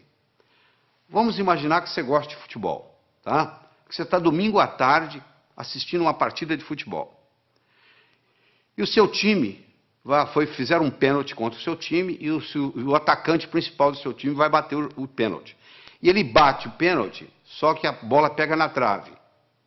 Se você observar esse atacante, nos próximos 10 minutos, ele joga mal. Por que ele joga mal? Porque ele fica ruminando aquilo. Poxa, eu perdi uma oportunidade de fazer meu time ganhar. Poxa, perdi o pênalti. Então, até ele se recuperar daquilo, leva um tempo. Imagina você está fazendo uma prova de 80 perguntas. Você tem 4 horas para terminar a prova. Você encara o primeiro problema. Você fica 7, 8 minutos no problema e não consegue resolver. Sabe como é que a sua autoestima faz? Vai lá no pé. Pronto, a sua autoconfiança acabou. O resto da prova você já não tem o mesmo desempenho mental. Olha que interessante. Para fazer prova existe estratégia. Você quer estratégia?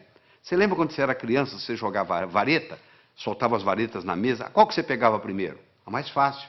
E depois? A mais fácil. E depois? A mais fácil. Você não ia buscando a mais fácil? Então, na prova é a mesma coisa. Você tem que pegar a prova e dividir ela em questões A, B e C. A são aquelas perguntas que você sabe responder. B são aquelas que você sabe responder, mas que vai dar um pouco de trabalho. E C são aquelas que você não sabe se vai responder. Você responde às A's, marca as B's e pula as C's. Se você, aí quando você terminar as A's, você já fez bastante ponto, a sua autoestima já está elevada, você vai e resolve as B's. Se sobrar tempo, você vai encarar as C's. E se não der, você então entra com a estratégia de chutar. Você entendeu? Mas quando é uma estratégia simples, é a estratégia de jogar vareta. Mas uma pessoa que não tem essa estratégia simples na cabeça, ela encara uma prova, um concurso, ela pensa que tem que responder na ordem, 1, 2, 3, 4, 5, 6. Por azar, ela pega uma pergunta que é difícil para ela, que ela não sabe a resposta, e ela perde ali 6, 7, 8 minutos e sai dali desanimada, já a autoestima já lá embaixo. Olha o impacto que tem. Uma explicação simples dessa, olha a contribuição que faz para você, olha a diferença que isso faz. Vamos continuar no nosso processo lógico-matemático? Então eu tenho mais um probleminha para você. Olha aí. Um comerciante comprou uma cadeira por $70. Vendeu-a logo em seguida por 80. Comprou de volta a mesma cadeira por 90 e vendeu-a novamente por 100. Quanto foi o lucro dele nessa transação? Então ele comprou a cadeira por 70, vendeu por 80. Comprou a mesma cadeira por 90, vendeu por 100. Eu agora vou dar um tempinho para você. Você vai ter que me responder aí o que você acha. Quanto que ele ganhou ou perdeu nessa transação. Primeiro você vai decidir se ele ganhou ou se ele perdeu. E quanto foi? Ele comprou por 70, vendeu por 80, comprou a mesma cadeira por 90, vendeu por 100. Ele ganhou ou perdeu? Bom, eu faço isso nos meus cursos e eu obtenho 3 tipos de resposta. Que ele ganhou 10, que ele não ganhou nada e que ele ganhou 20. Então, se tem 3 respostas para o mesmo problema de matemática, uma está certa e 2 estão erradas. Então, tem alguém errando. Eu não sei qual o seu raciocínio no momento. Seja ele qual for, eu vou consertá-lo, não se preocupe. Mas você tem que fazer isso junto comigo aqui agora. Eu vou voltar no slide para você garantir que você está me acompanhando. Um comerciante comprou uma cadeira por 70, vendeu logo em seguida por 80. Comprou de volta por 90 e vendeu novamente por 100. Qual foi o lucro dele nessa transação? Então você vai ter que decidir se é o 1, se é o 2, se é o 3. Se ele ganhou 10, se ele não ganhou nada ou se ele ganhou 20. Se você acha que ele ganhou 10, você fez um tipo de raciocínio que está exposto aí no slide para você ler em detalhes. Você raciocinou de um modo que o seu resultado foi 10. Você acompanha aí o raciocínio na tela aí, foi o raciocínio que você fez. O comerciante comprou uma cadeira por 70, vendeu por 80, teve um lucro de 10. Ele comprou novamente a cadeira por 90, após ter vendido por 80, perdendo, portanto, os 10 que ele ganhou. E ele então vendeu por 100, após ter comprado por 90. Portanto, o lucro foi de 10. Esse é o raciocínio de quem acha que é 10. Tem gente que pensa diferente, tem gente que pensa que não houve lucro. Ele pensa que se ele vendeu por 80, após ter comprado por 70, ele ganhou 10. Ele então perdeu 20, comprando-a de volta pelos 90, que originalmente ele tinha comprado por 70, ele perdeu 20. Ele então ganha 10 vendendo por 100, e, portanto, ele chega à conclusão que ele não ganhou nada. Então, esse é o que diz que ele não ganhou nada. E tem aquele seguinte, olha só. Se ele comprou a cadeira por 70 na primeira vez e comprou por 90 na segunda, ele desembolsou 160 no total, não foi? Se ele vendeu a primeira vez por 80 e vendeu a segunda por 100, ele, na realidade, recebeu 180. Ora, se ele desembolsou 60 e desembolsou 160 e recebeu 180, quanto que ele ganhou? Ele ganhou 20. É só você imaginar que você tem um bolso para comprar e um bolso para vender. O que sai e o que entra. Olha que interessante. Se eu tivesse dito para você assim, um comerciante comprou uma cadeira por 70, vendeu por 80. No mesmo dia ele comprou um relógio por 90, vendeu por 100. Quanto que ele ganhou? Você não teria nenhum problema em responder. Ele ganhou 10 da cadeira, ganhou 10 do relógio, ganhou 20. Como eu falei que era a mesma cadeira, eu já compliquei a sua vida. Olha o que a linguagem faz na vida da gente. A linguagem pode facilitar o nosso processo ou pode complicar o nosso processo. Você acabou se complicando apenas por um processo linguístico. Isso é um problema de vestibular caiu em vestibular já justamente confundindo, parecendo uma pegadinha. Na realidade, não é pegadinha. Isso aí é para mostrar o raciocínio e mostrar a influência que tem. Então, uma pessoa pode muito bem melhorar sua capacidade de raciocínio. Eu tenho aqui 4 pilares do raciocínio. Um eu chamo de passo a passo, o outro eu chamo de visualização, o outro eu chamo de reformulação e o outro eu chamo de exclusão. Esses são os 4 pilares. Quando eu ensino para a pessoa a trabalhar com esses 4 pilares, essa pessoa automaticamente melhora a sua inteligência lógico-matemática. Então vamos fazer o seguinte, vamos começar com passo a passo. Eu tenho as seguintes cores. Eu gosto do laranja mais do que eu gosto do vermelho. Eu gosto do verde menos do que eu gosto do azul. Eu gosto do azul menos do que eu gosto do anil.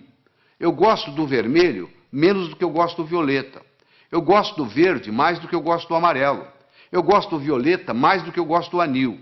E eu gosto do laranja menos do que eu gosto do amarelo. Qual é a minha cor favorita? Olha que eu tenho aqui só 7 cores. Imagine se eu tivesse 70 e fizesse esse raciocínio. Olha onde que você chegaria.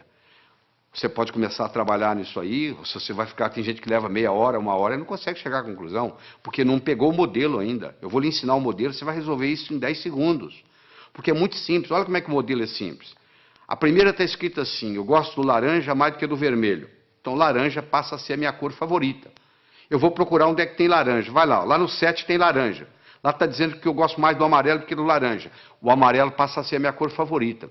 Eu vou procurar onde tem amarelo. Eu vou lá no 5, tem amarelo. Eu gosto do verde mais do que do amarelo. O verde passou a ser a minha cor favorita. Vai lá no 2, onde está o verde. Olha lá. Eu gosto do verde menos do que do azul. O azul passou a ser a minha cor favorita. Eu vou onde tem azul. Eu vou lá no 3, tem azul.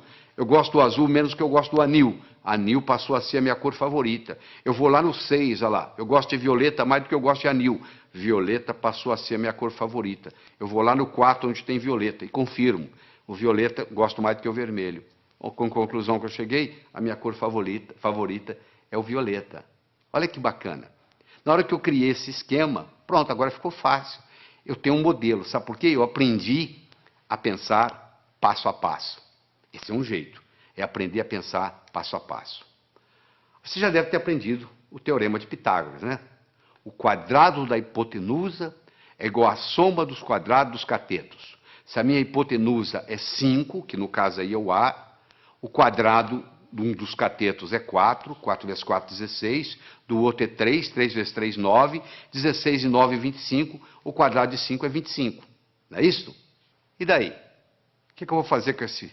O quadrado da hipotenusa é igual à soma dos quadrados dos catetos. A aplicabilidade que isso vai ter na minha vida? Olha aí na figura. Você está vendo aí? Está aí a hipotenusa, que são 25 quadrados. Um cateto, que é o B, é 4, dá 16 quadrados. O outro é 3, dá 9. 16 e 9, 25. Se eu estou numa arquitetura, numa construção, eu quero construir 2 salões que correspondem a um terceiro. Olha aí, se eu uso isso aí, está resolvido o problema. Olha a aplicabilidade que isso tem. Agora que você visualizou, você entendeu a aplicabilidade, agora você tem motivação para aprender. Então, uma coisa é o passo a passo, outra coisa é a visualização. O terceiro pilar do pensamento é a reformulação. Quanto que é 2/3 de uma metade? Você sabe? 2/3 de uma metade. Metade de 2/3 é 1/3. Então, você reformulou, mudou a ordem e resolveu. Às vezes você não resolve o problema porque você não está sabendo reformulá-lo. Você reformulou, você está numa prova, reformula o problema. Às vezes você não resolve daquele jeito. Você tem dificuldade em dizer quanto é 2/3 de uma metade, mas você não tem dificuldade em dizer quanto que é metade de 2/3. Falou? E, finalmente, nós vamos conversar sobre o pilar da exclusão. Eu tenho aqui um probleminha muito simples. Você vai pegar os números 1, 2, 3, 4, 5, 6, 7, 8, 9. Vai colocar nesses 9 quadrados que estão aí. De tal forma que, se eu somar na horizontal, somar na vertical ou somar na diagonal, tem que dar 15. Não interessa como eu somar, tem que dar 15. Bom, poxa, complicado? Não, não é complicado. Quer ver como é simples? Primeiro, qual que é o quadrado mais importante? O do meio. Porque ele participa da vertical, ele participa da horizontal, ele participa da diagonal. Ele é o que mais participa de tudo. Então, se eu resolver esse problema aí, eu resolvo praticamente 90% do problema. Qual o número que eu vou colocar aí? Eu não posso colocar o 1. Porque se eu colocar o 1, vai ter um lugar que vai ter 2, 1 e 2, 3, para 15, 12. Eu não tenho 12. Eu não posso colocar o 1, não posso colocar o 2, porque o 2 também vai ter um lugar que tem 1. Eu não posso colocar o 3. Por que eu não posso colocar o 3? Porque se eu colocar o 3 aí, vai ter um lugar que tem 1. 3 e 1, 4. Para 15, 11. Eu não tenho 11. Eu não posso colocar o 4, porque se eu colocar o 4 aí, vai ter um lugar que vai ter 1. São 5. Para 15, 10. Eu não tenho 10. Eu posso colocar o 9? Não. Se eu colocar o 9 aí, tem um lugar que vai ter 8. 9 e 8, 17. Já passou de 15. E se eu colocar o 7? Também não pode. 9 e 7, 16. Já passou de 15. E se eu colocar o 6? 9 e 6, 15. O que sobra para o outro? Eu não tenho 0. Então eu vou excluindo, excluindo, excluindo, até eu chego à conclusão que só tem um número para colocar aí, é o 5. Aí na hora que eu coloquei o 5 aí, ó, a coisa fica muito simples. Você pode fazer você mesmo aí, você vai ver aí que se você somar na horizontal, somar na vertical, somar na diagonal, o resultado dá sempre 15. Eu comecei o problema, você fala, isso eu não consigo fazer. Não consegue não. É porque você não tinha parado para pensar no processo da exclusão. Agora você tem o pilar da exclusão, da visualização, da reformulação, do passo a passo, e aí o processo vai. Então nós já falamos, é importante você levar em consideração a motivação. Como é que você motiva? Você fica olhando a sua meta. E é uma coisa, gente, preparar para o vestibular, preparar para concurso, preparar para a vida, não é uma corrida de 100 metros. É uma maratona. Você conversa com um maratonista, a estratégia é bem diferente de correr 100 metros. Porque o maratonista, ele sabe que vai demorar a corrida. O corredor de 100 metros sabe que vai acabar logo. Eu acho que eu tenho que aprender para a vida. Eu tenho que manter isso na minha memória. E o que acontece com a maioria dos estudantes? Aprende, esquece, aprende, esquece, aprende, esquece. E diz assim, minha memória é ruim, a memória não serve para nada.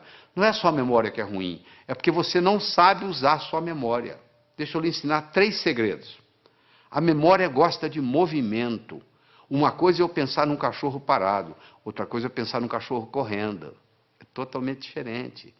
Aquelas memórias que você tem na sua mente, elas estão lá na forma de filmes e não na forma de slides. Se você memoriza coisa parada, você esquece. Se você memoriza em movimento, você vai se lembrar sempre. Segundo, existem estudos mostrando que o professor que trabalha com giz de 2 cores aumenta em 19% o desempenho da classe que ele está lecionando. Porque você usando mais de uma cor, você estimula outras áreas do cérebro. Se você trabalha só com preto e branco, você está trabalhando com a área esquerda, o seu hemisfério esquerdo do cérebro. Se você trabalha com colorido, outra cor qualquer, você está trabalhando com o lado direito. Então você procura estudar com a caneta de pelo menos 2 cores. Terceiro, você tem que exagerar. Uma coisa é você pensar num cachorro, outra coisa é você pensar num cachorro do tamanho de um elefante. Ora, se eu vou guardar uma fórmula de física, eu imagino a fórmula de física do tamanho de um prédio. Eu coloco ela na minha cor favorita e eu ponho ela piscando. Aquilo nunca mais sai da minha cabeça. Eu vou memorizar um telefone, eu imagino os números do tamanho de um prédio. Eu imagino os números coloridos, eu imagino os números piscando. Pronto, aquilo ali memoriza. Então não existe a história de memória ruim. Todos temos uma boa memória. Se você tem um carro novinho e você não sabe dirigi-lo, ele não vai ter nenhuma utilidade para você. Você não vai culpar o carro. É a sua habilidade de dirigir que tem que melhorar. A sua memória não tem problema nenhum, só que você não sabe usá-la. Isso é diferente. Então ela gosta de movimento, ela gosta de cores, ela gosta de exagero, ela gosta de mnemônicos. Todos esses jovens, 18 jovens que eu estudei, que tiraram o primeiro lugar no vestibular, todos eles, sem exceção, trabalhavam com mnemônicos. Você quer ver um mnemônico simples? 30 dias tem abril, junho, setembro e novembro. De 28 só há 1, todos os demais 31. Pronto. Se o mês tem 30 ou tem 31 dias, está aí para você na tela aí, o mnemônico para você olhar. Então você tem que criar seus próprios mnemônicos, um jeito de você fazer para facilitar a sua memória. Todos os 18 jovens não só trabalhavam com mnemônicos, mas trabalhavam com fichas de revisão.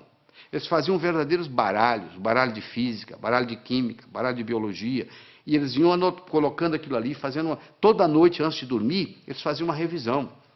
A medicina mostra que os últimos 20 minutos, o que você vivencia nos últimos 20 minutos antes de dormir, rumina na sua cabeça a noite toda.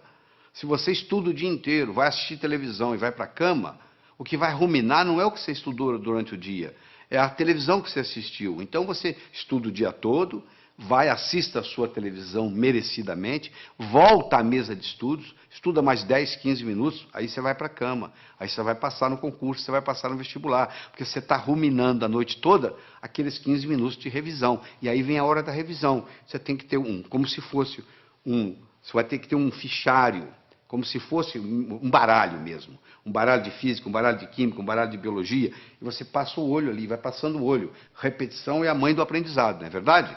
Como é que você aprendeu a andar? Você levantou, caiu, levantou, caiu, levantou, caiu, até que um dia você andou. Então é muito importante você entender isso. É muito importante você colocar ritmo e rima, é muito importante você... o contexto. É fundamental o contexto. Você não tem ideia do contexto. O contexto é assim, quer ver? Onde é que eu coloquei a chave? Onde é que eu coloquei aquela chave? Você não consegue se lembrar. Aí, de repente, você entra naquele quarto, coloquei ali, porque você entrou no contexto onde estava a chave. Ora, se eu estou lá na prova, eu estou tentando lembrar aquela fórmula de física, eu não consigo lembrar a fórmula de física, não consigo me lembrar, aí eu fecho os olhos, me transporto para a minha mesa de estudos, lá onde eu estudei aquela fórmula, de repente vem na cabeça. Isso é um truque espetacular para a memória. E outra coisa importante é a respiração ajudando na memorização. Nós desenvolvemos uma respiração que eu digo assim, inspire em 4, segure em 4, solte em 4. Por quê? Porque naquela posição que você fica para estudar ou para fazer prova, depois de um certo tempo, o oxigênio no seu cérebro começa a cair. E você sabe que o cérebro ele exige oxigênio e glicose para funcionar. São os dois combustíveis que o cérebro usa. Faltou oxigênio, o desempenho não é o mesmo. Faltou glicose, o desempenho não é o mesmo. Eu recomendo para as pessoas que vão fazer concurso, vão fazer vestibular, levar no bolso umas 3 ou 4 barrinhas de chocolate. A cada 40, 50 minutos dá uma parada, respira em 4, segura em 4, solta em 4, 4 vezes, reoxigena o cérebro, come a barrinha de chocolate, absorve a glicose, aí você abasteceu de novo para mais 40, 50 minutos. Isso faz a diferença, às vezes, entre passar e ter que fazer o cursinho no ano que vem, novamente. Deixa eu falar um pouquinho sobre leitura. 80% ou mais daquilo que você vai aprender na sua vida, você vai aprender através da leitura. Nós temos 3 tipos de leitura. Você faz a leitura do prazer, a leitura crítica e a leitura específica. Você vai procurar uma coisa específica e vai lá e pesquisa. O problema é que nós, brasileiros, temos uns vícios muito grandes com a leitura. Nós temos problema com a velocidade da leitura, temos problema com a compreensão e temos problema com a memorização. Essas 3 coisas estão juntas: velocidade, compreensão e memorização daquilo que lemos. Então, deixa eu mostrar uma coisa. Primeiro, a gente aprende a ler palavra por palavra, não é verdade? Nós aprendemos a ler palavra por palavra e aprendemos a ler em voz alta. Aí nós começamos a ler em voz alta e os nossos pais dizem assim, não, para, você já leu bastante, lê agora em voz baixa. Só que você diminui o som, mas continua lendo com a garganta. Esse fenômeno recebe o nome de subvocalização. Só que a nossa garganta não permite falar mais do que 180, 190 palavras por minuto. Se você lê com a garganta, e a maioria lê, porque se você colocar uma pessoa lendo em silêncio e colocar um eletrodo aqui na área da laringe, você vai perceber que à medida que ela vai lendo, ela vai ativando a laringe. Se você tem esse vício de subvocalização, você está limitado a 190 palavras por minuto. Olha que interessante. O nosso cérebro chega a pensar 1000 palavras por minuto. Se a nossa garganta só trabalha com 190 palavras por minuto, ou seja, se eu sou limitado a ler 190 palavras por minuto, e o meu cérebro é capaz de pensar 1000, eu passo a maior parte do tempo fazendo o quê? Divagando. Eu fico desatento. Por incrível que pareça, quando eu aumento a velocidade de leitura, eu aumento a minha capacidade de concentração. Existe um outro vício na leitura, que é o chamado de regressão. O meu olho está sempre voltando, está sempre voltando, está sempre voltando. E eu perco um tempo danado nisso. Esses processos, então, o palavra por palavra, o subvocalização, a regressão, são problemas que prejudicam intensamente a nossa velocidade de leitura. Então, eu vou recomendar a você aqui, para você pegar o jeito.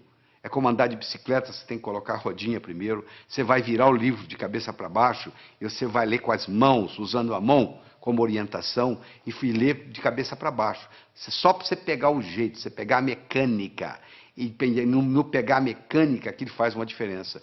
E de vez em quando existe um exercício muito interessante, que se você esfregar uma mão na outra, esfregar até esquentar. Faz aí, você que está me assistindo. Faz aí, vai, até esquentar. Aí você coloca em cima dos olhos, na mesma hora você descansa o globo ocular. Faz isso umas 2 ou 3 vezes, que vai fazer uma diferença enorme na sua leitura. Outra coisa importante, anote não palavras nem números, anote ideias. E como é que você anota ideias? Com aquele disquinho quebrado que eu ensinei. O que estão querendo que eu aprenda desse material? O que estão querendo que aprenda desse material? Use mapas mentais. O que é mapa mental? É desenvolvido por um psicólogo britânico, Tony Buzan. Ele vai às escolas britânicas, pega o último aluno da sala, em 2 meses ele faz ser primeiro colocado, ele já fez isso várias vezes, provando que funciona. Ele mostra que o modo de você anotar usando o mapeamento mental, chamado Mind Map, o mapa mental, é o modo como o cérebro aprende. Isso alavanca tremendamente. Você dá uma olhada aí no slide que eu estou projetando, você vai ver como é que é o mapa mental, entra na internet, faz uma pesquisa de Mind Map, ou um mapeamento mental, e você vai aprender a fazer esse processo como se fossem árvores com seus galhos.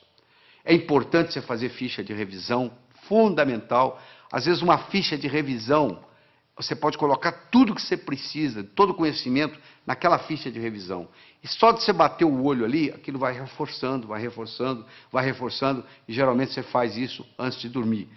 Repetição é a mãe do aprendizado. Você aprendeu a andar como? Levantou, caiu, levantou, caiu, levantou, caiu, até que um dia você andou. Outra coisa importante, o aprendizado é mais eficaz quando ele é divertido.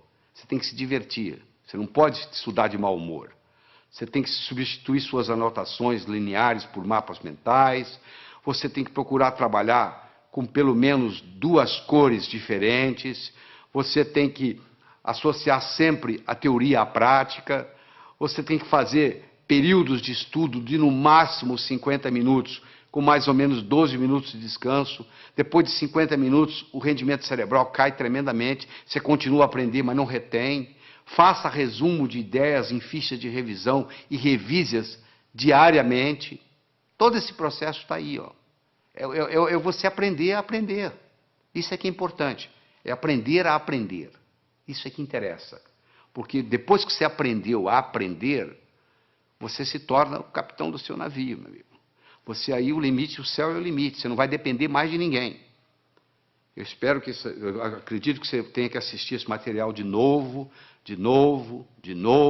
escutar com carinho, voltar nos problemas, para poder se reter isso aí. Você precisa mais de uma vez estar exposto a esse material. Você precisa de algumas horas de voo. Eu vou contar uma história e aqui vou terminar essa nossa participação aqui, tá bem? Diz que uma vez, numa noite fria de inverno, 2 pássaros estavam empoleirados no galho de uma árvore. Um gavião e um pombo. O gavião então perguntou para o pombo: seu pombo, quanto que pesa um floco de neve? O pombo, sem querer conversa, laconicamente responde: praticamente nada. O gavião então disse: pois é, no inverno passado, numa noite como essa, nevando como agora, eu não tinha o que fazer, nem com quem conversar, eu estava empoleirado num desses galhos aqui por perto, eu comecei a contar os flocos de neve que caíam no galho onde eu estava. Quando chegou em 2.515.223, o próximo floco que caiu, o galho quebrou. Quando o gavião terminou de contar para o pombo a história, o galho onde eles estavam empoleirados também quebrou. Quem sabe esse material que você está participando, que você vai reler, reestudar, reescutar, etc, etc, etc, talvez seja o próximo floco de neve que vai quebrar o seu galho para o resto da vida. Porque hoje, no mundo do conhecimento, antigamente, na época da terra, valia quem tinha terra. Na era industrial, valia quem tinha dinheiro. Hoje a moeda mudou e muita gente não se deu conta disso. A moeda hoje se chama conhecimento. Você é rico ou você é pobre em conhecimento.